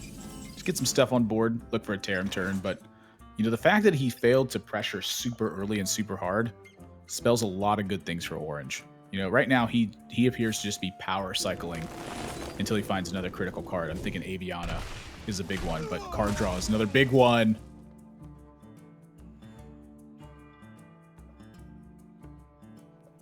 He's going to go Auctioneer immediately here, which I guess is reasonable. He doesn't really have a lot else to do with his board state.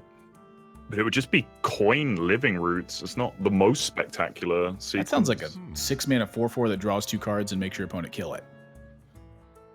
It sounds like that because it exactly is that. Yeah, that sounds good. Mm-hmm.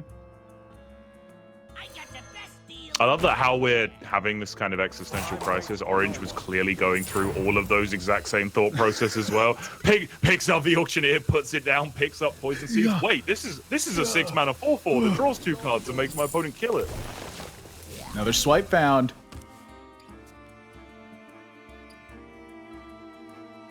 And Naryia, that's a pretty good way to deal with an Auctioneer. Double Consecrate hit you. Wants the other token instead. I don't blame him for that. Yeah, he has a Tarim in hand, right? So over the course of a couple of turns, this actually ends up pushing a little bit more damage. Also preserves a Consecration in hand. An Azure Drake found. Whew. Oh, baby. Now, this is one of those turns where if you're in Naryria's spot, you're going, God dang it. Ah, everything was looking so good. But now second swipe is down, so Stand Against Darkness is live. That's true. With Sunkeeper Tarim in hand, that threatens an awful lot of damage. I just like seeing Naryria's face when he gets into these weird situations where he feels like something could go wrong. But his instincts are spot on. Naryria typically plays fairly conservatively. A lot of times this would be a very easy Spike Ridge Steed, trade off, or push, and say go. But in this spot, Naryria's instinct is telling him, Stand Against Darkness is going to stick. I wonder. Both swipes are down. And by golly, I'm going for it. But it's Naryria. Do you think that's a Ukrainian trait? Because, of course, famously, Kalento, one of the safest players in Hearthstone history. Yeah. Being accused of overtrading in a variety of situations, if anything. Well, I would think so, but this is still a very strong-looking turn. And Naryria does get to, potentially buy some information this way, where seeing Orange react to this tells him exactly where he's at. In this spot, you see Orange cast Nourish, and you wonder, if I'd have just gone in, would I've won this one? Oh, it's getting spicy, Nathan. Yeah, this is gonna get awfully close, I think. We're an Aviana away. And I keep seeing Poison Seeds in every single Druid deck, and it's yet to really do anything. Back to Oh! Huge draw for Naryria. And Orange. Orange needs Starfall, right? He needs Starfall to A, B in his deck, and then B, draw it. And that's a tough thing to do. With Poison Seeds in there, I'm guessing Starfall's here as well, but yeah, it's got to be ASAP, or he's looking at death. Sludge Belcher maybe can buy him some time. I don't think so. I'm looking at a Quality Consecrate.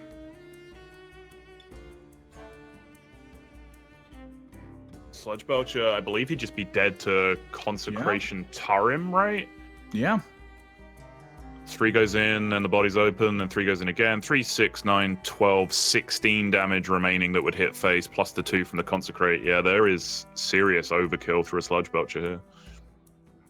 And that means serious desperation time for Orange.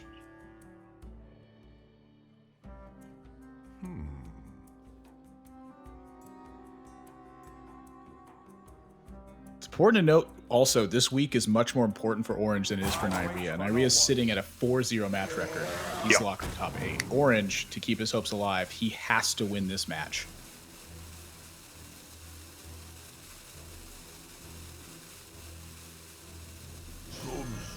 Actually, when I counted this, I forgot to factor in that a minion has to trade to make room for the Tarim.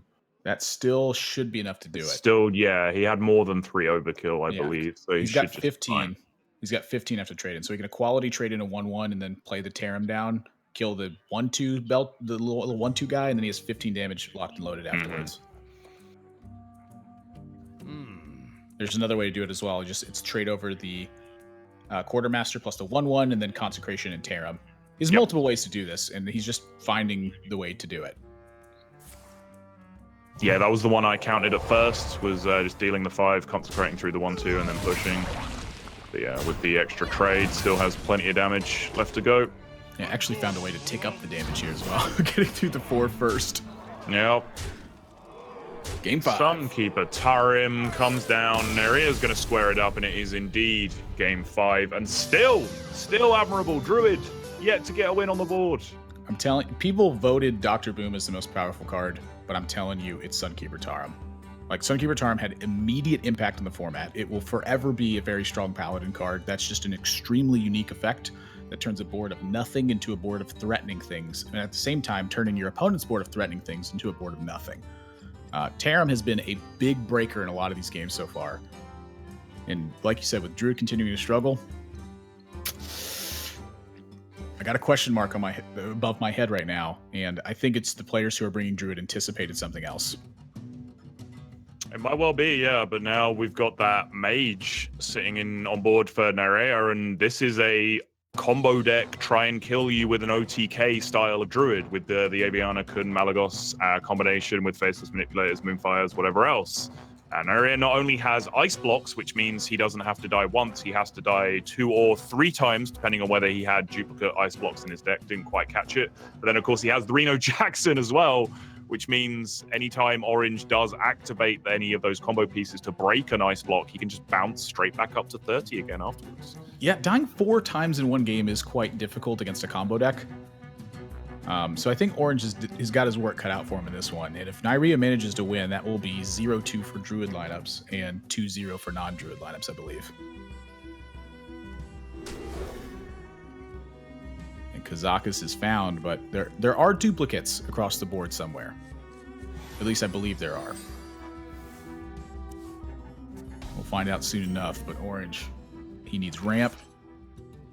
And he needs a lot of damage, and he probably needs a board to stick at some point. And boy, does he have ramp and a lot of damage.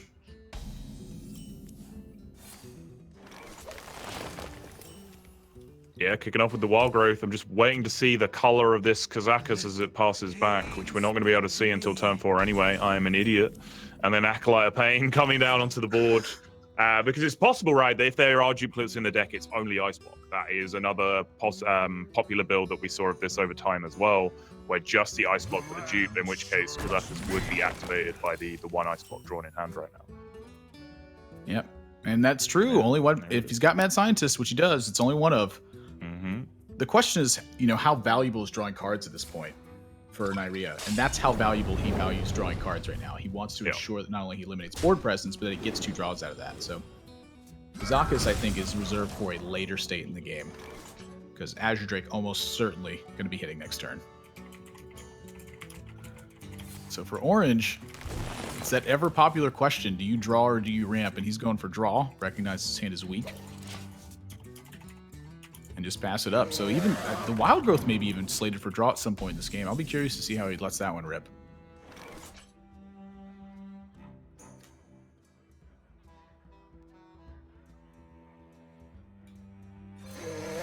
Azure Drake, dude, it's just such a good card. If at any time you don't really know what you're doing with your turn, just drop an Azure Drake. Something will happen. Good old Azure Drake Wrath. The alternate Argent Commander.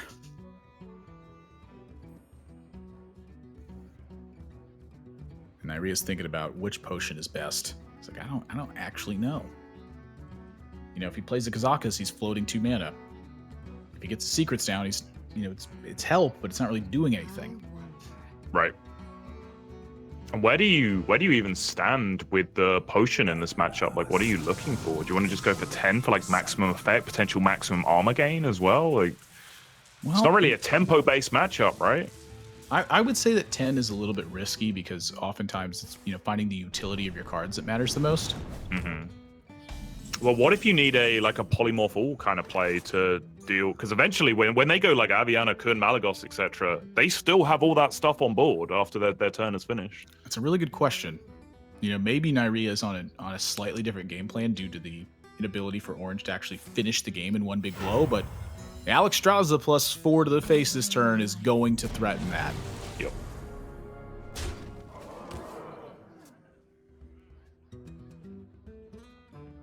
He's got piece 1 handled, the Alexstrasza. Now handling piece 2 is going to be a big Malagos turn, which, mind you, again, only 1 copy of Polymorph in Naryya's deck. At least that's what I believe. It could have been a duplicate. Yeah, it turns out that his duplicates were exactly Ice Block, Polymorph, and Azure Drake, and just so happened that he drew all of those cards in his opening hand. He's like, yeah, perfect.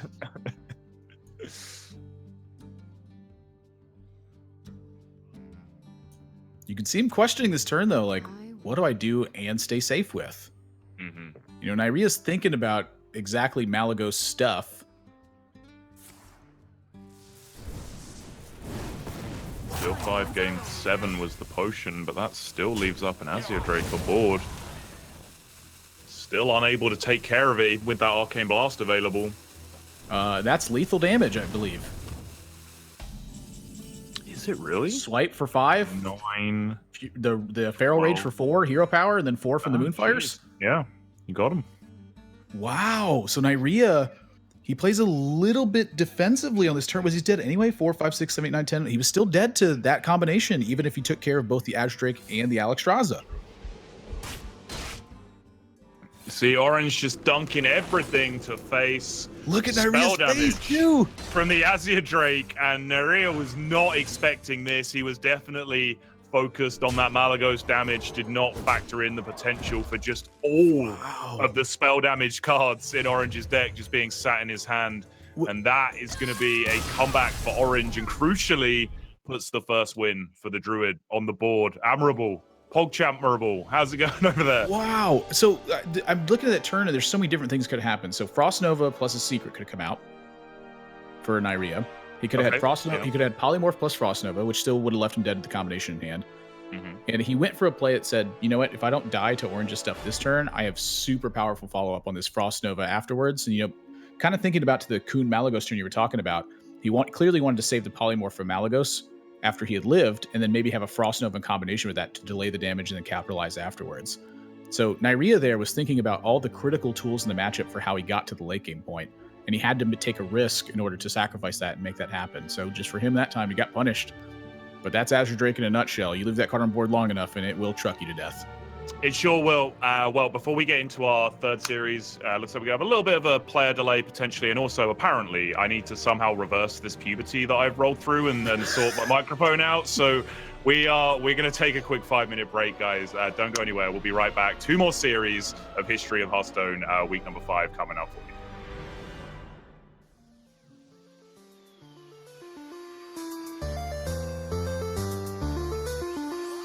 Greeting, traveler.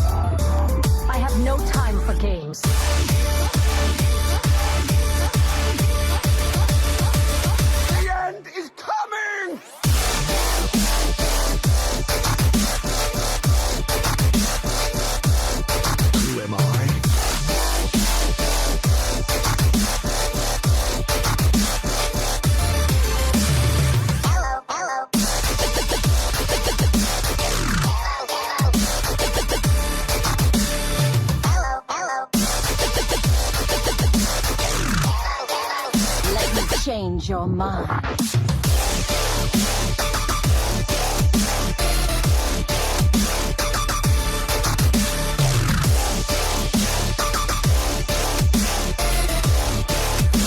You require my assistance?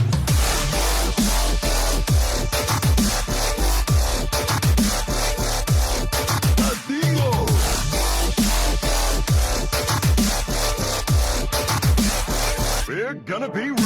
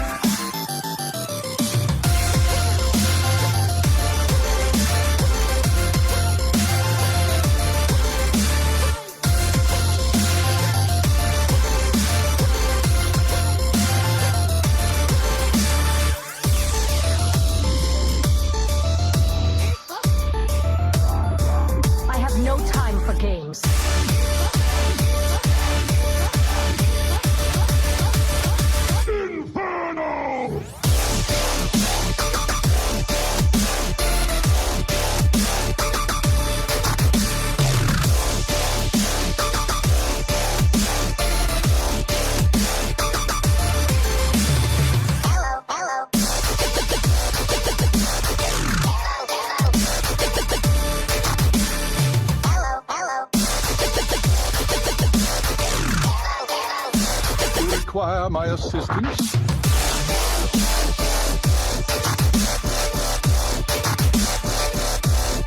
Who am I?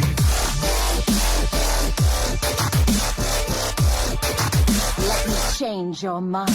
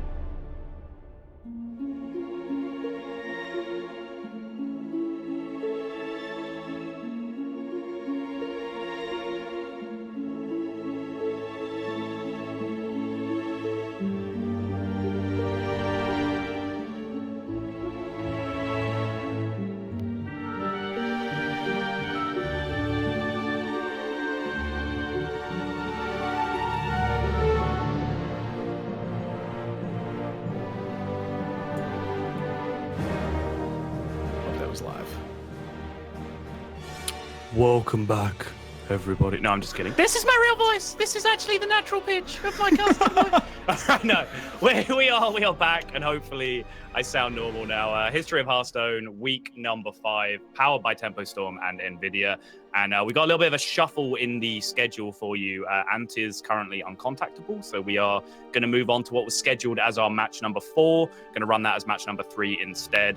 If you are just joining us for the first time after the break, this is, of course, History of Hearthstone, where we take a walk through time with various Hearthstone expansions, week number 5, and it's Mean Streets of Gadgetzan and Journey to Ungoro. Everything up to those expansions. No rotations, all cards in the game. Players are free to build decks of any expansions leading up to that. And match number 4, Admirable, as Zalae versus Dane. How you feeling about this one?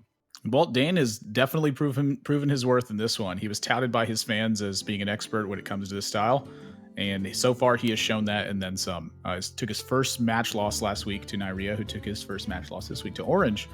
But Zalae is a formidable opponent. You know, he's got a pretty even score in this one, but it's just the history of results that Zalae has put up across tournaments has historically been very strong.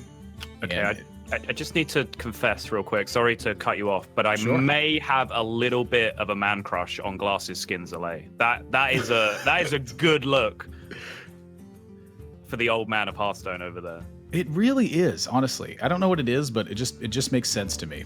Yeah. All right. Maybe it's sorry, the pull-ups. slightly distracted. Genuinely got a little bit carried away there. I'm sorry. You were saying. Oh, I was talking about Zalae and doing pull-ups. Ah. And how that's really just changed the game for Hearthstone. Yeah. Of course, he does that on his stream, gets a subscriber, does some pull-ups. Dane, though, I cast with Dane during the Wild Invitational, and he had such a depth of knowledge about so many strange circumstances and interactions that happen in the Wild format. And I think that's been one of the reasons why he's been accelerating in this, is that he pours a lot of time and effort into that format. And so he understands like what the real inflection points of a lot of turns are. And I think that's a very powerful mechanism to have. You know, Zalae is a very strong player, but how much time has Zalae sunk into practicing this specific format? I imagine some, but has he gotten to the point where he is with Dane, for instance, where Dane has basically practiced this format the entire time?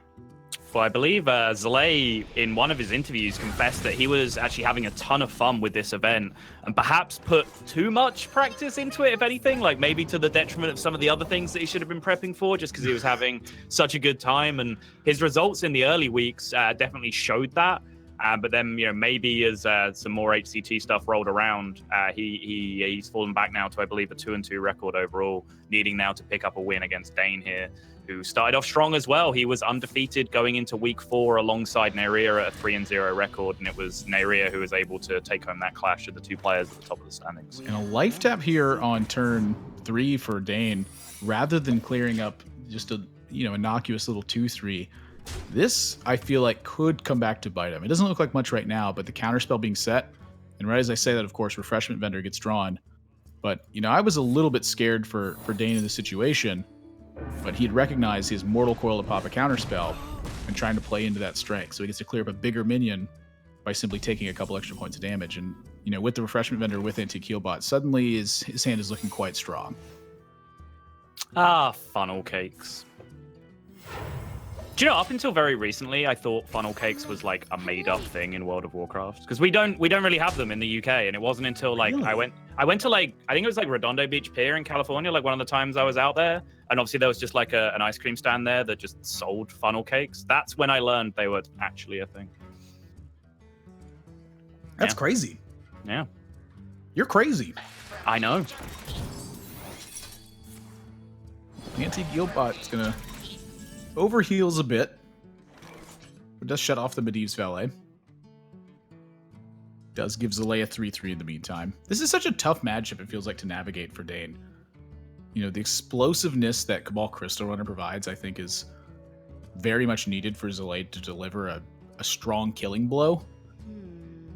But every single turn of the game now, Zalae's got to play some guesswork. Would that guesswork being... What's he trying to guess?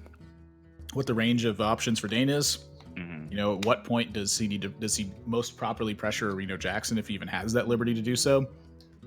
One of the big factors I remember to beating Reno Warlock decks was force them to Reno on a turn where you have a lot of board presence and try to maximize the amount of burn you had going into that turn. So minion damage was paramount when that happened.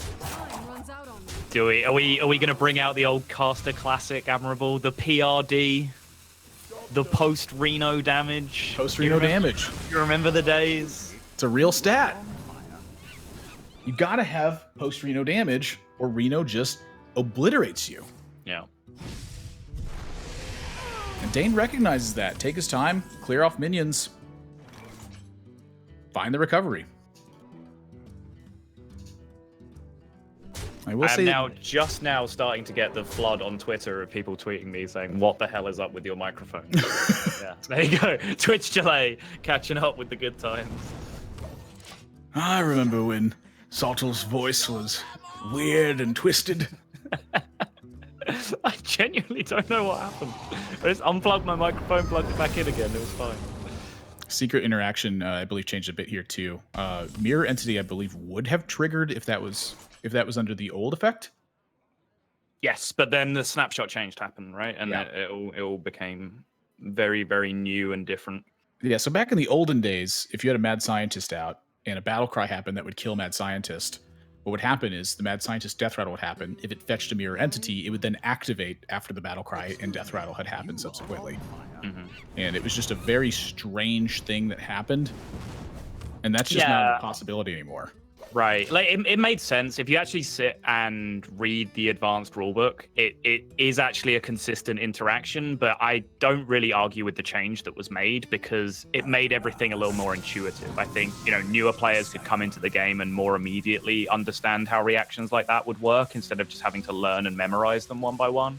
Yeah. So I think it was a good change. One cost potion here for Dane too. He knows that he's under pressure and struggling a bit. He's got a board lead, but he needs some healing.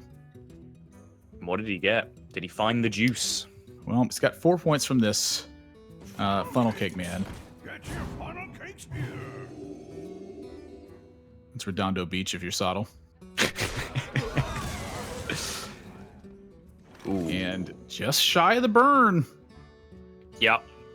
The Burn Mage, Secret Mage. This is around the point in the game where it has just lost the board forever. It's one of the big problems I have with the deck is that you just don't have... you have so many dead draws in your deck in the late game. If you don't have Alaneth to really power yourself through those, when you get into this position of the game, only burn spells in your deck matter. You very rarely have any illusions of being able to get back onto the board again. So draws like Kirin Tormage just become immediately dead. You know, you're looking for those fireballs, frostbolts, pyroblast, Medivh's valets, whatever it is, just things that hurt your opponent and make them sad. The one thing that you have as a benefit to minions is if you have burn in your hand and your opponent's not quite dead, is that the minions basically always have taunt after that. Yeah, sure. So that is still a functional mechanism of this one. But Zalae, he's calculating not only this turn, but his draw turns. Should he launch some of his burn now, so that in case he draws a spell that draws him extra cards, he'll have the mana to still play all those spells afterwards and not effectively give Dane another turn in that instance. In the classic Zalae fashion, it's the actions at the very last second of the rope. And it looks like that Frostbolt may have just not gotten through, but Dane is out of healing, unless that Kazakus potion is healing, which I didn't quite catch it. I see some, which is summon, and I don't think his other option was armor. Draw a card, which gives him still an out. It is. Yeah. Zalae sequences, but now if this Kazakus potion rips the Reno, he only has 5 mana remaining, can't play it this turn. Anti-heal bot for the tease. Ooh. But damage adding on 2 here. So now down to 21, 6, 7, 8, 9, 10, 11, 12, 13, 14. So still missing a lot of the damage for Dane. And Zalae has got himself a nice little 2-turn setup here. If Dane does not draw healing or lethal damage, that's game. And Dane Zalae has to really consider whether he wants to commit one of these burn cards as well, just for mana efficiency purposes on the following turn. If there's a small heal and perhaps he was to draw... No, there's nothing, right? If he drew second Fireball, he can still cast it all. Maybe Firelands Portal, if it's in the deck, would allow him to do more damage over the course of 2 turns if he committed one now. But obviously all that's redundant against Reno. It's only relevant against smaller pieces of healing. And he's already seen Healbot and Refreshment Vendor and the Kazakus potion come down. So the threat of those small heals is very small. And Dane, he's got to focus in. He's moving the cats out the way. He looks stressed going into that turn. What on earth do I do? And if he doesn't life tap, he's dead. And if he does life tap and fails, and that's a shake of the head, he's very dead. And he knows it too. He can just feel it in his bones. Zalae, meanwhile, the exact same look that Zalae has, whether he's winning or losing the game. Zalae on his wedding day, shown pictured in the bottom.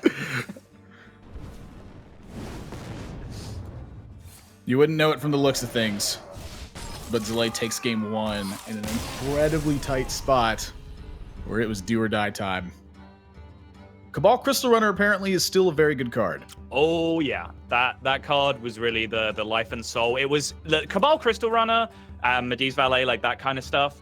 They were the last few cards that were hanging on to the fragile illusion that was a tempo deck, right? Like that was the last thing that really gave them that claim to fame. Now with those cards gone in the current metagame, Admirable. This is Admirable's favorite high horse that I get on out of any of them.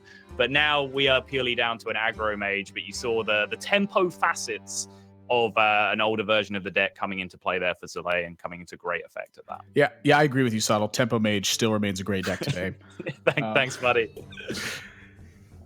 But Mage in the books, you know, Dane, I would suspect is on a bit of a wackier Mage deck. We've seen him play a lot of quite slow and interesting stuff where he's trying to take advantage of a much later portion of the game. And that is really not Zalae's style. Zalae's style is to get busy, put your opponent on pressure turns, and threaten lethal at any opportunity that you have possibly presented to you. Just very different styles of play for the two of these. Like, Dane didn't even bring Shaman. For Doomhammer. That's a great point, yeah. Druid, Warlock, Mage, no Shaman in sight. And, you know, this could come down to Dane's increased experience in Wild, honestly. He... definitely, there's a lot of decks that, you know, the layman assumes are insane because we played them in that powerful form, and now we're like, oh, well, we're just going to Wild. We can just play this nutty deck, right? And maybe just add in a couple of other cards. Whereas the wild specialists really understand like the crazy interactions that you can make possible in that format. That being said, there's really no questioning how strong Tunnel Trog is. But there is a lot of counterplay here for Dane. And so with this launching of the Dark Bomb, I think this sets him up for a pretty good chance to get out of this one. Zalae's hand is a bit unconventional, though, from the typical aggro shaman decks you see. You know, with a pair of Feral Spirits and a Doomhammer, it's a much slower building process. But if he gets to that point, it's a lookout style of scenario. Doomhammer represents 16. And then Feral Spirits, they just threaten to chip away the whole time. You think that was necessary, coining the Dark Bomb to take care of the Tunnel Trog? I don't think it's necessary, but I think it's quite smart given the Mistress of Mixtures. You know, the ability to just chip away 2 damage and then maybe Demon Wrath a Totem Golem afterwards. Okay. And so this is, to me, the real decision point, is Deathlord or Demon Wrath. You know, Deathlord. Whew, Deathlord gets absolutely annihilated by a Flame Tongue Totem on the other side. Plus a Devolve. That is not a good time. You know, Devolve would threaten to take out the Mistress of Mixtures value as well. That's true. And right now, it's not even really getting that much value. Dane's still at 30.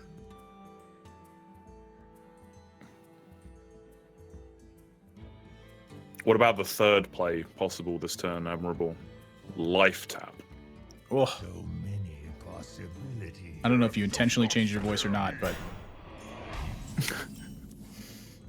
oh, boy. Oh, boy. Well... I see Devolve, and I see a 2/8 taunt.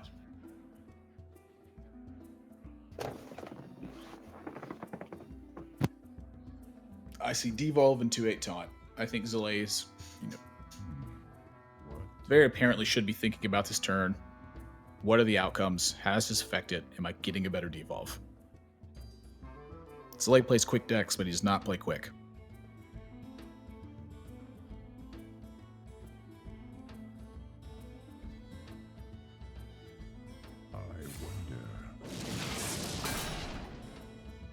Woo!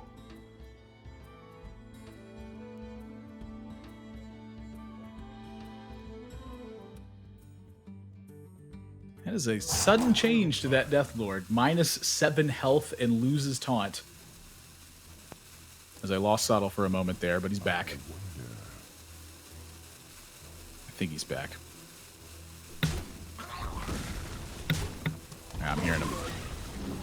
I'm here. What's up? Interesting trades from Zalae that turn.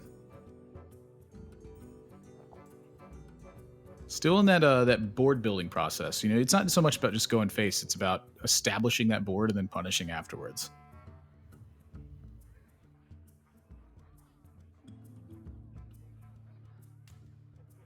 Wow, Dane Demon Wrathing. Dane Demon Wrathing off the Kazuka's plan. I don't know about that one, Saddle. I'm not convinced either. It looked like a very, very clean Kazuka's turn to me, but is he that worried about late game value that with Bran in his hand, he wants to try and stabilize for Bran Kazakus until the late game? It's a possibility. Could just be a cut into Flametongue Totem as well. You know, when Zalae takes that much time and trades, I think that it's sending Dane a signal that Zalae's hand might be a little bit stronger than it actually is. The Flametongue Totem, I don't think it's there though. I think if you had Flametongue on the Devolve turn, Flametongue was stronger, right? Just because of the potential like piloted Shredder and Aya and all of these things out of your deck if he is even playing the Jade package. I think that's the power of Zalae taking his time and thinking about such a strong Devolve turn. Sure. Is that it sends Dane the signal, I'm considering between Flametongue Totem and this Devolve that you saw. And I think that's the fear that Dane illustrated there, is that he believes Flametongue Totem is a high possibility of being there. Flametongue would certainly look a lot worse in this position.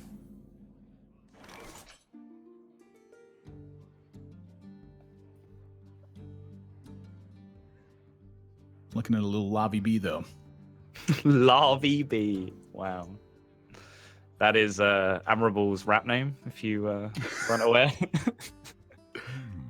Album dropping hot 2020.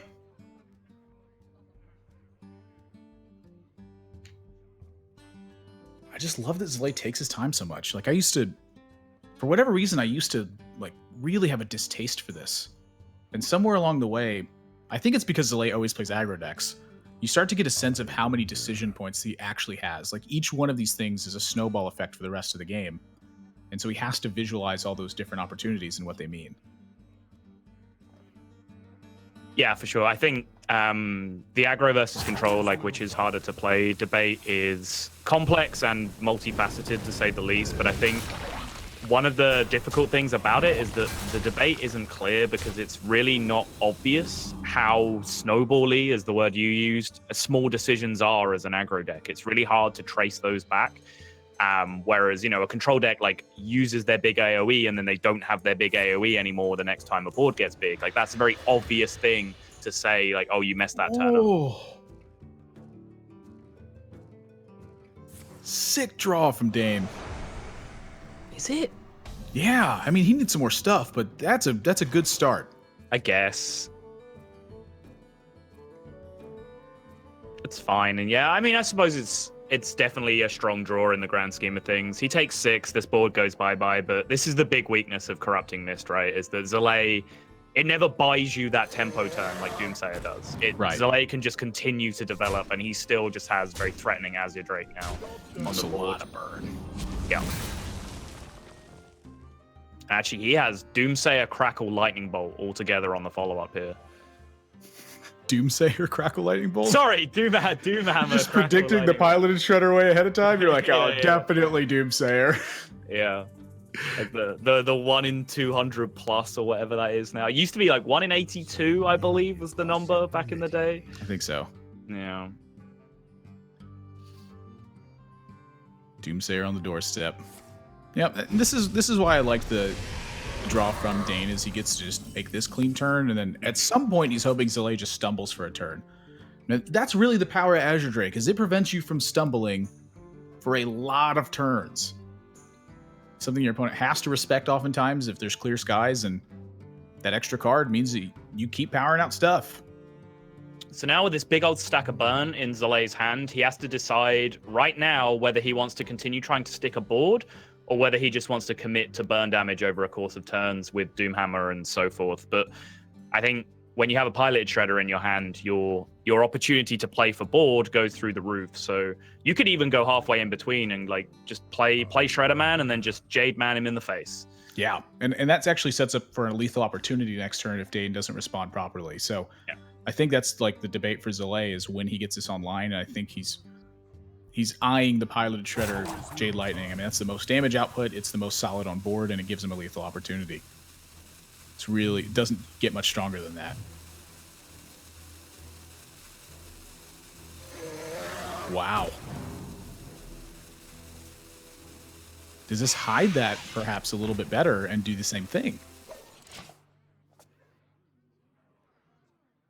It's curious for sure. And now Dane's greed, if you want to put it that way, of holding on to this Bran Kazaka's turn. He decides he can't wait any longer. Hasn't had a turn where he didn't have to develop this into a board state that could theoretically at least be lethal, sight unseen. So he's just going to commit, and at least this way he can blow one of his activations on a 1-mana potion to try and stabilize so that he doesn't die immediately to burn damage. Well, that first potion, is he going to have to go for another 1-mana potion here? Did he whiff that bad? I think so. Wow, he is. Damn. And this one's whiffing too, 4 armor. I think Zalae can still technically get through 4 armor. Really many that died this game, the Devolve. Snowflake oh my. Just comes sliding down the mountain into your DMs. And that is a ton of damage now for Zalae. I think 5 on board, 6 from the Lava Burst, 4 from the Lightning Bolt is 15, and then max 7 from the Crackle is 22.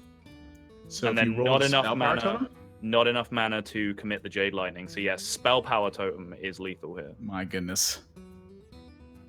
And Zalae, you know, if he could see the hand from Dane, he'd be much more comfortable, I think. But not being able to see it, the real pressure decision now is, do you roll a totem? Because if you roll a totem, you have drastically cut into your ability to not only develop the board, but to push as much damage as you want as well. So yeah, so you have 25% to win the game this turn.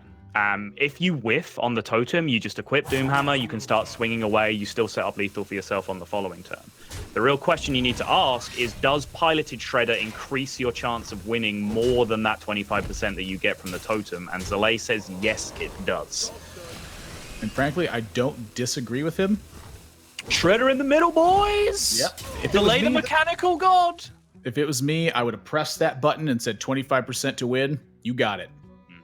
But this does look a lot stronger than, you know, look at the other side of it. 75% of the time he underdevelops, and he's not looking at as strong of a board state. So now, the one thing the Shredder does is provide like this shred of Doomsayer hope, maybe for Dane, because he has no healing and he has no super effective way to actually fight the board position.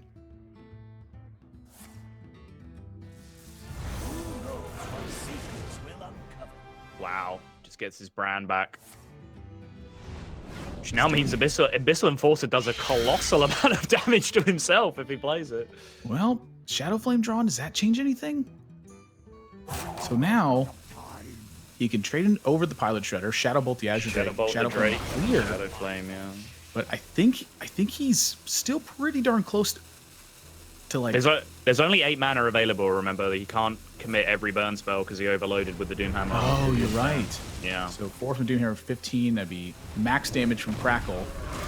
Means that he's 1 damage off again. Yep. But another strong board development card drawn, and it's clear that Dane is struggling.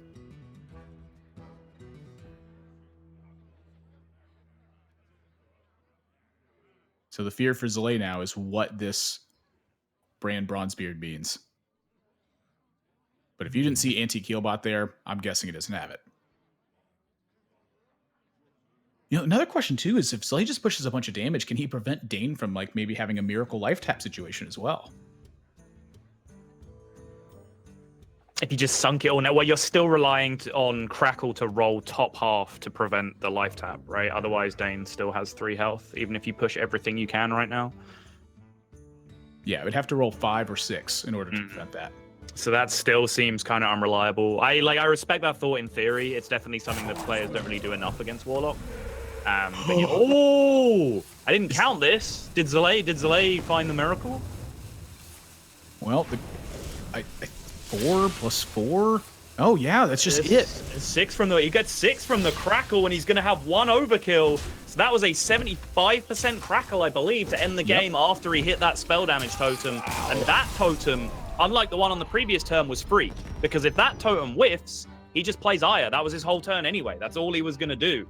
So, you know, with that said, that totem, the difference between that one and the one that he didn't go for was just that he didn't have other stuff to do with his mana, so he might as well have taken it. That's 100% our bad. We should have counted that spell damage out because it was all going to happen that turn. But Zalae, surprise of all surprises, is a much better Hearthstone player than either of us, Admirable. And while that's true, I did forget the totem for dramatic effect. Very clear toteming in playing Eye of Blackpaw. Right. So I wanted that dramatic effect of like, it's the Spellbower totem!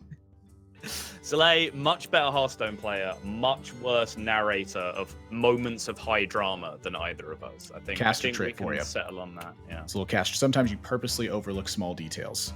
Now, sometimes I actually overlook them, but I get the fallback to my coworkers of saying, "Well, yeah, that was dramatic effect." So it's like a caster divine shield where if you make the first mistake, it's free, but the second one, that's where they know you're having an off day. Yeah. In fighting games, Admirable, we call that an option select. That's what we call it. You set up your excuses in advance, so you can always fall back on them afterwards. Yeah. What do you call it when you're doing it after the fact, though? Scrubbery.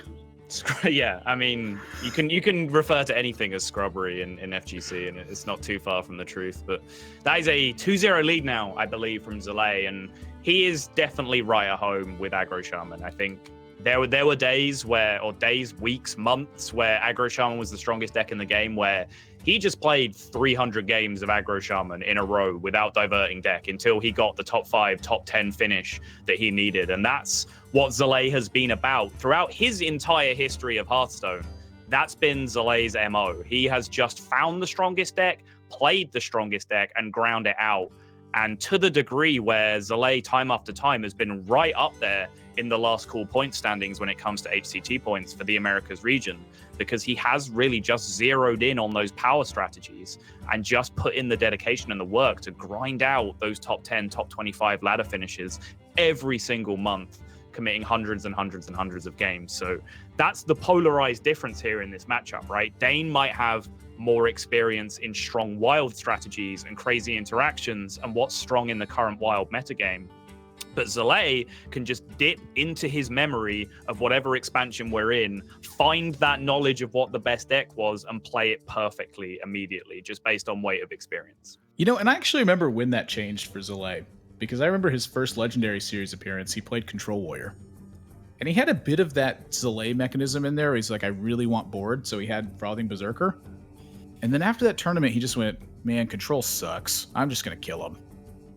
And Dude, since then, it was best deck, practice it, learn it, play it. Were you casting that event or not? I was not. Okay, so I remember the interview that Zalae had after he'd had his amazing performance, and the one thing he said that really stuck to me is, I came over to Hearthstone from Magic the Gathering or whatever other game it was, and the first thing I realized about Hearthstone is that what your best play on any given turn is just whatever develops your board the strongest with the mana that you have available. And like that quote from Zalae has just really stuck with me throughout time, because he really does play like that. Like, he just wants the most stuff in play at any given time. It's the 1-2 punch with him and Ike. Play it so it's in play. Yeah. It's kind of a weird way to say it, but that is, the fine art to that then is then balancing your future turns. How do you then set up lethals proportionately the best? How do you hide that little bit of information that can trick your opponent, while at the same time not making it look like that's what you're doing, and at certain times accounting for your future plays? It's a very subtle thing in the game that is an incredibly difficult thing to balance, but watching Zalae do it is just truly on another level. Like, every single turn, it feels like that he has multiple options to develop. He lands on a different one than I hear from most other players. Yeah, and it sounds like we're making it sound incredibly simple, right? Like, we're saying Hearthstone is a simplistic game, just make the most efficient play for the board every turn you can. Sounds like a very easy thing to do. It isn't. If you think that is a very easy thing to do, it's probably the case that you are so bad you don't understand how hard that is to do. If you think it's that easy, challenge Zalae to a money match. Yeah, right. Yeah, exactly. Wow, look at this start from Dane. The Mark of the Lotus pickup is the juice. Now, I do recall back when Aggro Druid was popular in standard metagame, that Purple was often a big advocate of saying, do not play your Mark of the Lotus as soon as it's powerful. You play it on the turn that it's the most powerful. And for him, that often meant on a living mana turn. He found that you could keep a board position, you could play living mana, and you would often leave a mana remaining because you just had enough stuff to fight with. Okay, so I interpret that statement very differently. I would agree with that, but I still think Mark of the Lotus is an incredibly strong early game play, but there is kind of a curve where, you start off, Mark of the Lotus is strong, but it might be that you can just go, Firefly, Flame Elemental, summon your patches on that turn with a Pirate as well, and then you have 5 minions instead of 3 minions going into the next turn, and your Mark of the Lotus is even more powerful than it was. But right, what I get from that is, like, recognize that point where your minion quantity is about to trend downwards, and then that's the point you use your Mark of the Lotus. The other thing, too, is to illustrate, this was going to be a point I make, and then Jeeves just showed up on his own, was that the Aggro Druid decks are very different in this respect, where Jeeves is a very powerful card in this exact deck. I remember when Jeeves came out, all of the aggro players, myself included, were flipping out about the idea of emptying your hands super efficiently and then playing Jeeves and drawing 3 cards and watching your opponent kill a 1/4 after you had just dumped your entire hand. And that just really wasn't the case. It wasn't until Aggro Druid had established itself, Mark of the Lotus being a very big catalyst to that suddenly Jeeves became a powerful card. And in this spot, it feels like Dane may be able to take over the game because a 1/4, honestly, is just quite powerful in this spot as well, just fighting for board against a bunch of 1/1s. Yeah, if there's one thing we saw in Korea, it was how dominant Diamol was in what very quickly became, perhaps surprisingly to a lot of people, a lot of aggro mirrors when we got down to kind of the top 4 of the tournament. And Diamol, just as a 1/3, is suddenly the king of the early game because everything else is a 1/2, or in the case of Odd Paladin, a 1/1. So yeah, Jeeves costs 4 mana, and yeah, you're not putting it in your deck to be a 1/4. But when you're playing against the Muster for Battle Dude Paladin deck, it's very, very effective at just denying that your opponent will ever get a good Quartermaster. Wow, and is this a respect to Lightfuse Stegodon here? I guess so. It's complete disrespect to consecration, but I'm totally fine with that because if Zalae throws out a consecration here, Dane just laughs his way to the bank with the living mana follow-up. So I think the two cards that scared him were required polar opposite plays in that position, and one of them he was way better protected against than the other. So I definitely have no issue with the way Dane played that. It's just quite interesting to me. Chiefs felt really good. I was going to say, still really good. I get the impression that you beg to differ here, Admirable. Well, Jeeves is looking like he's probably going to bite the dust this turn. But that being said, the damage is cranking up on Zalae. Like, he's got to get this answered. And I don't mean the Jeeves, I mean the board. And that's just not happening with this hand. Nope. He can Lotheb here to prevent big pushes like Living Mana, Savage Roar, all of these things coming down to potentially just be game ending, but that's not enough development on his side of the board either. Yeah, I'm looking at Stand Against Darkness and just hope that your opponent doesn't kill you. And that is, sometimes going to be the case that they just outright kill you. Not only that, but now he's having to work against Life Tap. Dane has pressured him a ton, so Zalae's on trade duty the entire game, and Dane's going to be drawing 2 cards a turn. This looks like a very lost game. And mind you, this is an aggro druid, not one of the crazy combo druids. So I think Dane's in the right spot.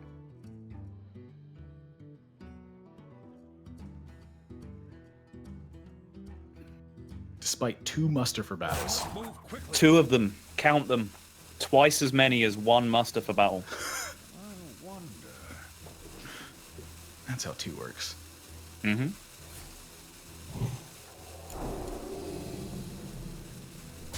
Zalae just ultimate respects the amount of damage on board, and that is definitely the correct situation to be in. However, Dane pretty much has it all. And Jeeves, maybe he just keeps going as well. This is... Yeah. Oh, the Defender of Argus Echoing Ooze. The classic. Curious if Dane just trades in the Innervate as well. He's like, I'd just rather have a different card. The 3 buff Argus. Yeah, I would expect to see Innervate just thrown away here. 0 mana, draw a card. Why not? That is brutal. Dane, I think he just realized the trade he made cost him a little bit in this situation. Could have easily traded in the Jeeves. Mm-hmm. I don't believe it's going to be of consequence.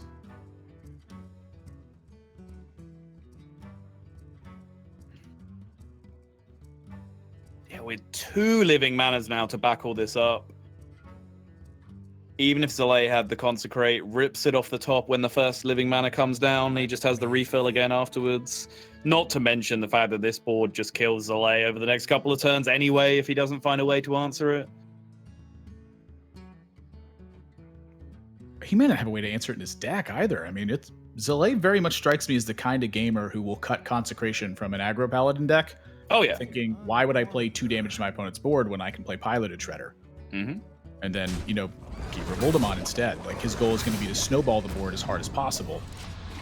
Not to clean it up once he's lost it, because Zalae doesn't intend to lose boards very often.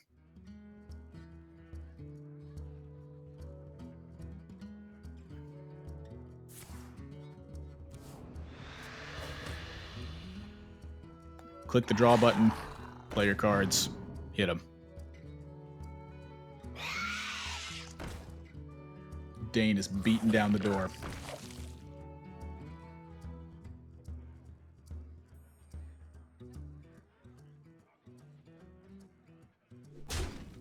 This prevents the Jeeves from biting the dust as well. I like this. Oh, it doesn't. It means the Light's Justice has to be used. But that's not enough. Zalae's looking dead, though.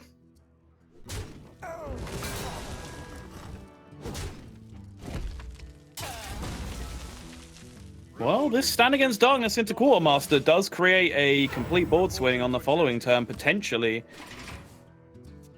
And there's no real damage built up for Dane in hand just yet, and he's still not finding it. Some of these trades... That's 3 more! That is indeed 3 more. 3 on board, plus 3 from Lotus, plus 2 from Roots. That makes 8 where I'm from, and Dane is from a very similar place. The internet. Yes. Yeah, but Dane just making sure he's not crazy here. Take the time to count. There's no reason to do it fast. You don't get a extra bonus points for completing it extra fast. If you got 30 or 40 seconds to figure out the puzzle, take 30 to 40 seconds to figure it out. It's not a teacher going, "Oh, good job, nice one. You finished it fast. Here's an A++." Nope, it's 1 or 0. You win or you lose. Yeah. I'm glad that you did it, because I'm very tempted to do the life coach impression when I run that out, and my life coach impression is A, bad, B, offensive, and C, borderline racist. So I'm glad that we don't go there. Just a German accent. You're like, yeah, whatever, same thing. I've gotten worse at it. I can't do it anymore. I mean, I'm personally offended whenever you try and do a British accent, so I can only imagine how the Germans feel when I try and trot out theirs. It melds a little bit with Australian. I can't help that. Now, Naviute, I've got the Naviute down, but it's the British ones that will forever elude me. I learned Australian first. Well, Paladin back to the well for Zalae once again, and Dane, here's the big difference, right? He picked up a win, first port of call with his aggro druid. Everyone else that we've seen so far has brought the combo-based druids to the party and had a little bit of a more difficult time. Dane just gets straight in there with the aggro druid and has a much easier time getting that green check mark on his core. And I think that's a big part of the experience too. It's like the Jeeves aggro druid has been strong and wild for, some disgustingly large amount of time just now. Now, I am going to criticize this Jiraxis. There's just no way. I don't believe that. That shouldn't be in there, I don't think. Even in a Reno deck, you don't think it's like the 29th or 30th best card that you can play? What are you going to do with that card? Get a 315 from a Void Caller? I don't know. Is that in your deck? I have no idea. I imagine it is. I mean, that's about the best thing you could do with it. But Lord Jiraxis is just that card's just bad. Like, we have Blood Reaver Gul'dan. We have better Jiraxis. We don't, though, do we? Why not? Oh, we don't have it yet. Oh, yeah. Oh, my head. It's just Back to the Future there for a second. It's like, oh my gosh. You want to revise your opinion at all? It's like when Marty goes back in time and finds out that Mr. Fusion only powers the flux capacitor and that they still need gasoline. Uh-huh. That's what just happened to me. Okay. I take it back.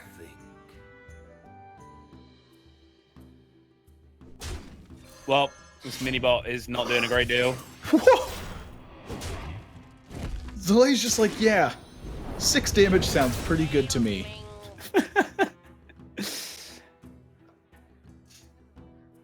Deathlord coming down now on top of all of this, and he did not see any signs of equality or any such tools from Zalae in the previous turn, although he did see Keeper of Alderman come out on curve for Zalae as well, which is a big threat here as we roll into Zalae's 4-mana turn.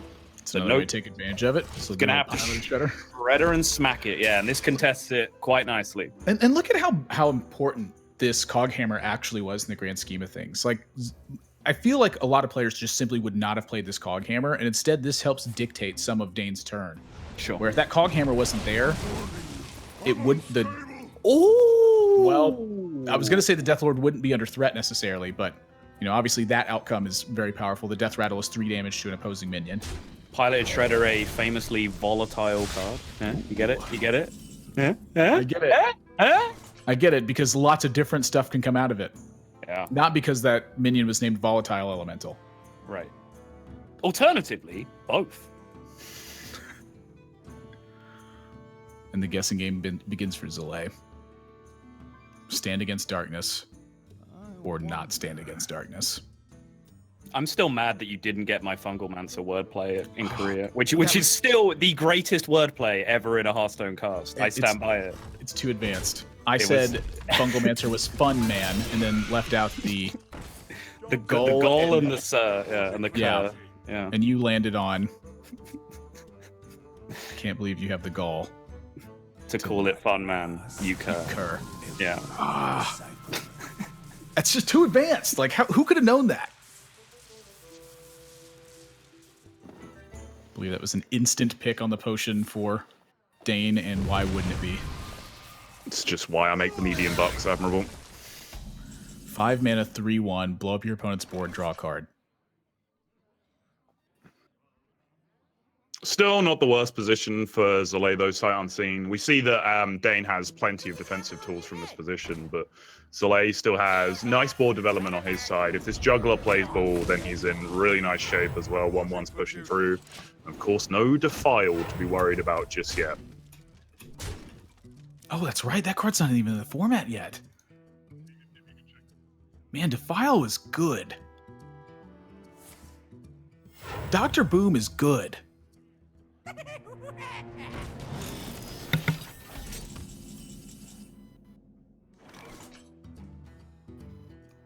Welcome back. Hey. From beyond the dark side. Mm-hmm. I honestly have no idea what's happening, but pulling the mic out and plugging it back in seems to solve things. It solves the demon voice. I don't know why, it just does. Yeah. But Delay's got to solve Dr. Boom, and I don't know why, but it seems like these cards don't. Have you tried unplugging the boom bots and plugging them back in again? Yeah, they just explode every time I do that. Oh, damn. You're like, okay, I've taken care of this, and that's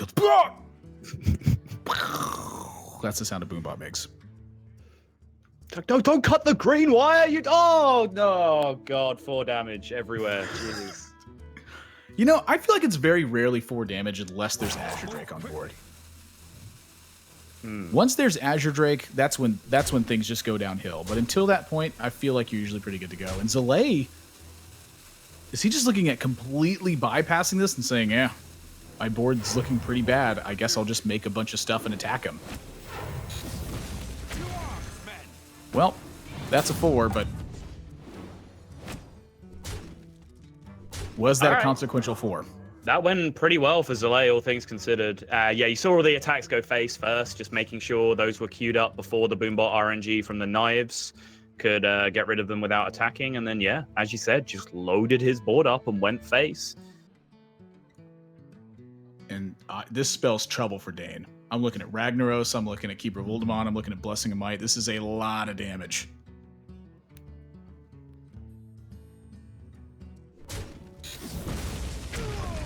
Boom! Okay. All right.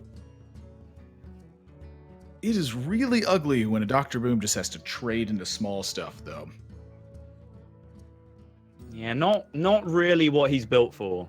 His bros are supposed to take care of that business for him. He's supposed to go face. This is gonna end badly.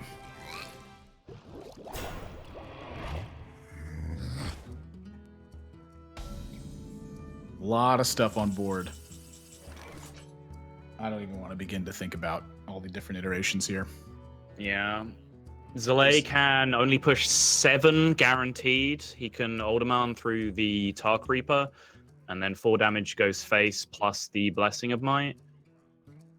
He can only push 4 and drop Rag as well. No, he can't even do that, so he doesn't even have a Rag set up for lethal. This might be the turn where Dane is turning the corner, because he's got a pretty impressive board state on his side.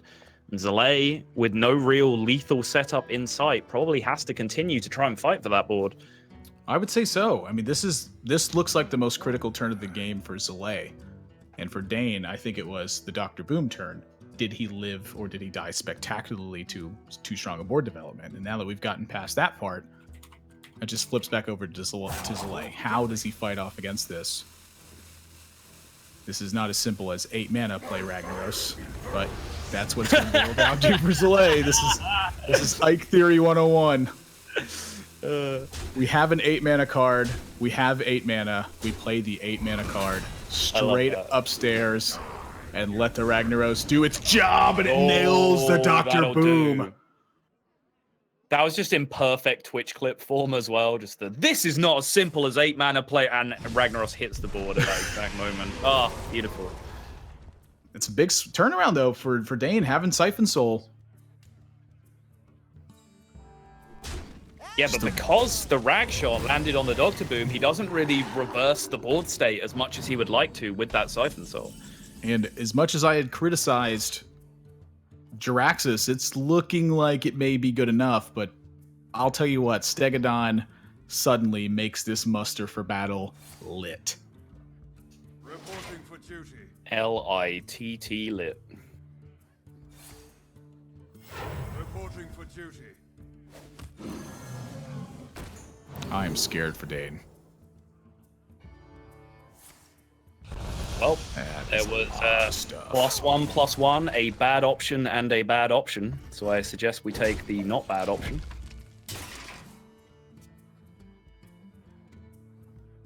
Well, Suddenly, Dane has Jiraxxus not looking quite as strong as it would have done. It's a 9-mana card, and he has 9 mana, but there's a bit of a problem on the other side. You remember when your transformation game-winning hero portrait replacing Warlock card did not also just gain you 5 armor that gave you the extra turn you needed to stabilize and win the game? Do you remember And that? then also resummon all your taunt minions, and then also give you a hero power that makes the Jiraxxus weapon look like a joke. Yeah. Does cost 1 more mana, though. Yeah. That extra 11% mana increase is... whew. Breaking down mana in percents.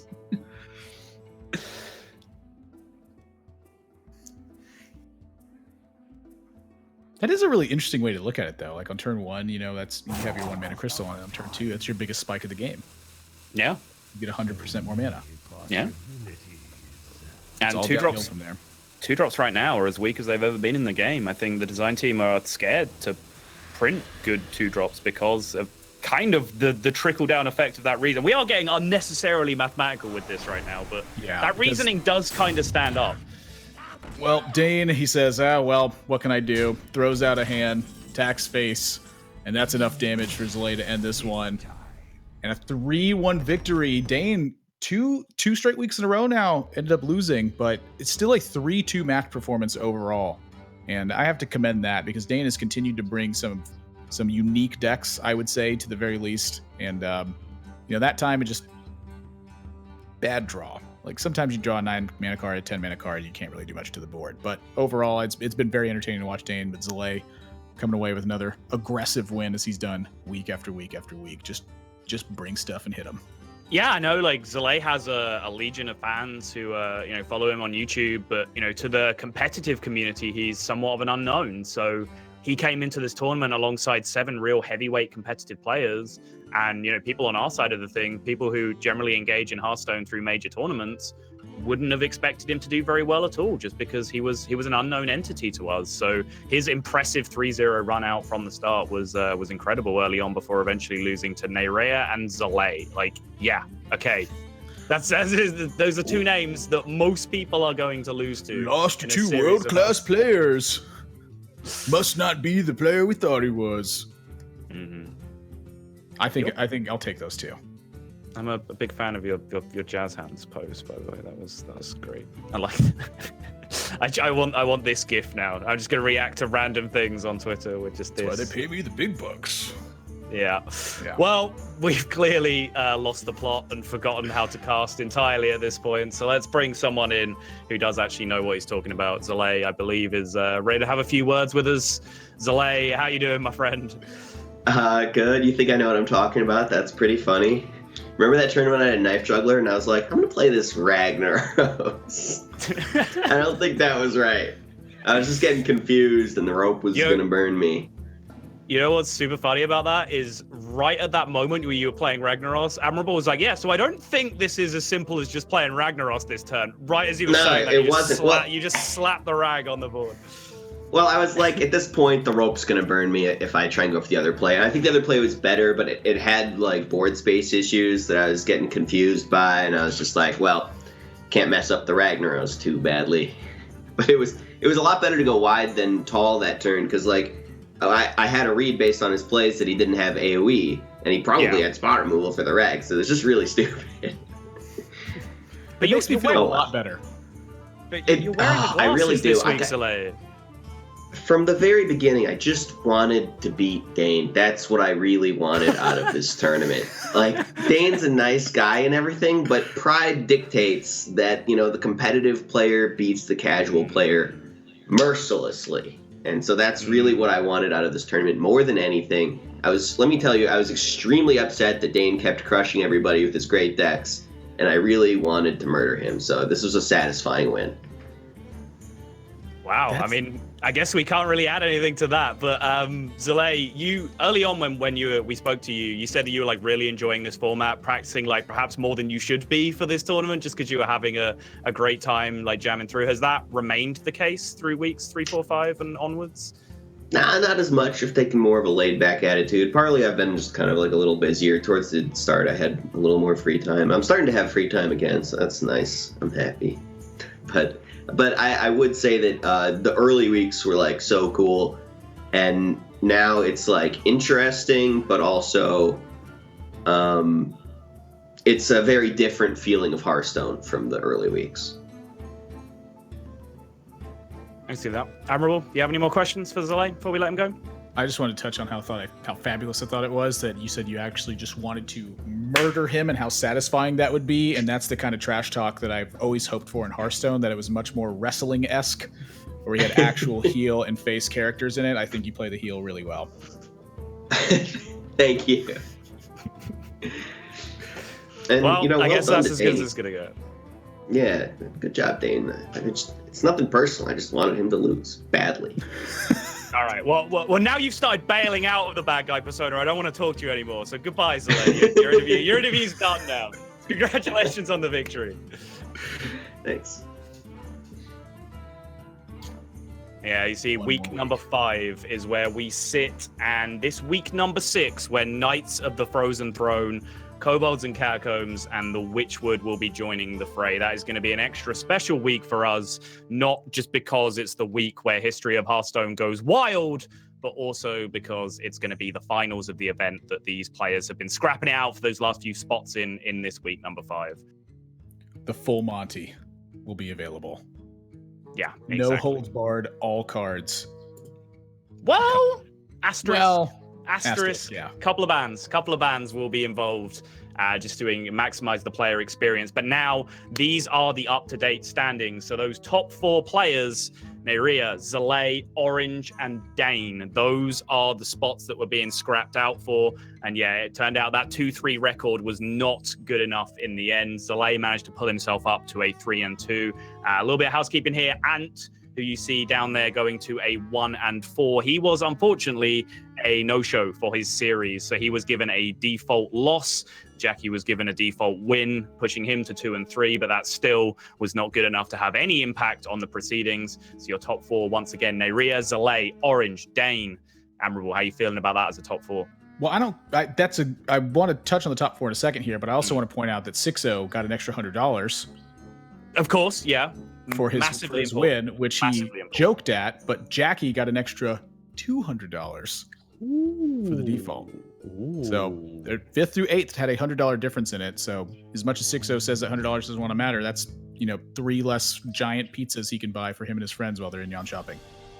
Yep. Just pointing that out. But the top 4 is stacked. I mean, I think that Dane was really a big wild card coming into this one, and as Zalae said, he's seen by the other competitors as more of a casual player in that regard. And the fact that he's still in the top 4 here and has a chance to still win the whole thing, that big question remains of the experience, because now all the cards are coming in action, and I think that's a bit more of the format that Dane is used to. Once everything is there, how disgustingly powerful do the decks get, and can he outbuild the other players?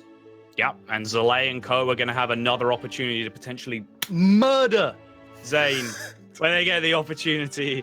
I loved hearing that as well. I'm all about the smack talk, as you guys know, but we are about wrapped up with the week number 5.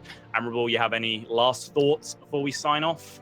A big shout out to Tempo Storm and NVIDIA for powering this event. This has been such a cool walk down memory lane for me over these 5 weeks. I wasn't able to catch last week because we were in Korea and I was flying during that time, but it has just been so fun to watch.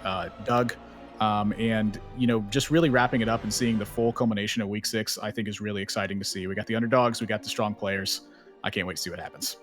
Yeah, echo all of that. I will actually be here again, I believe, for week 6. I'll be alongside Frodan to talk you through that top 4 actions. Yeah, one last shout out to Tempo Storm and Nvidia for powering this event, making it all possible. Guys, don't forget to follow Tempo_Storm, the channel you are watching right now, to keep up to date with not only the last week of History of Hearthstone, but plenty more amazing events in the future.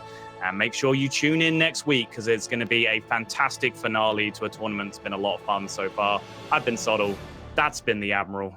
See you guys next week.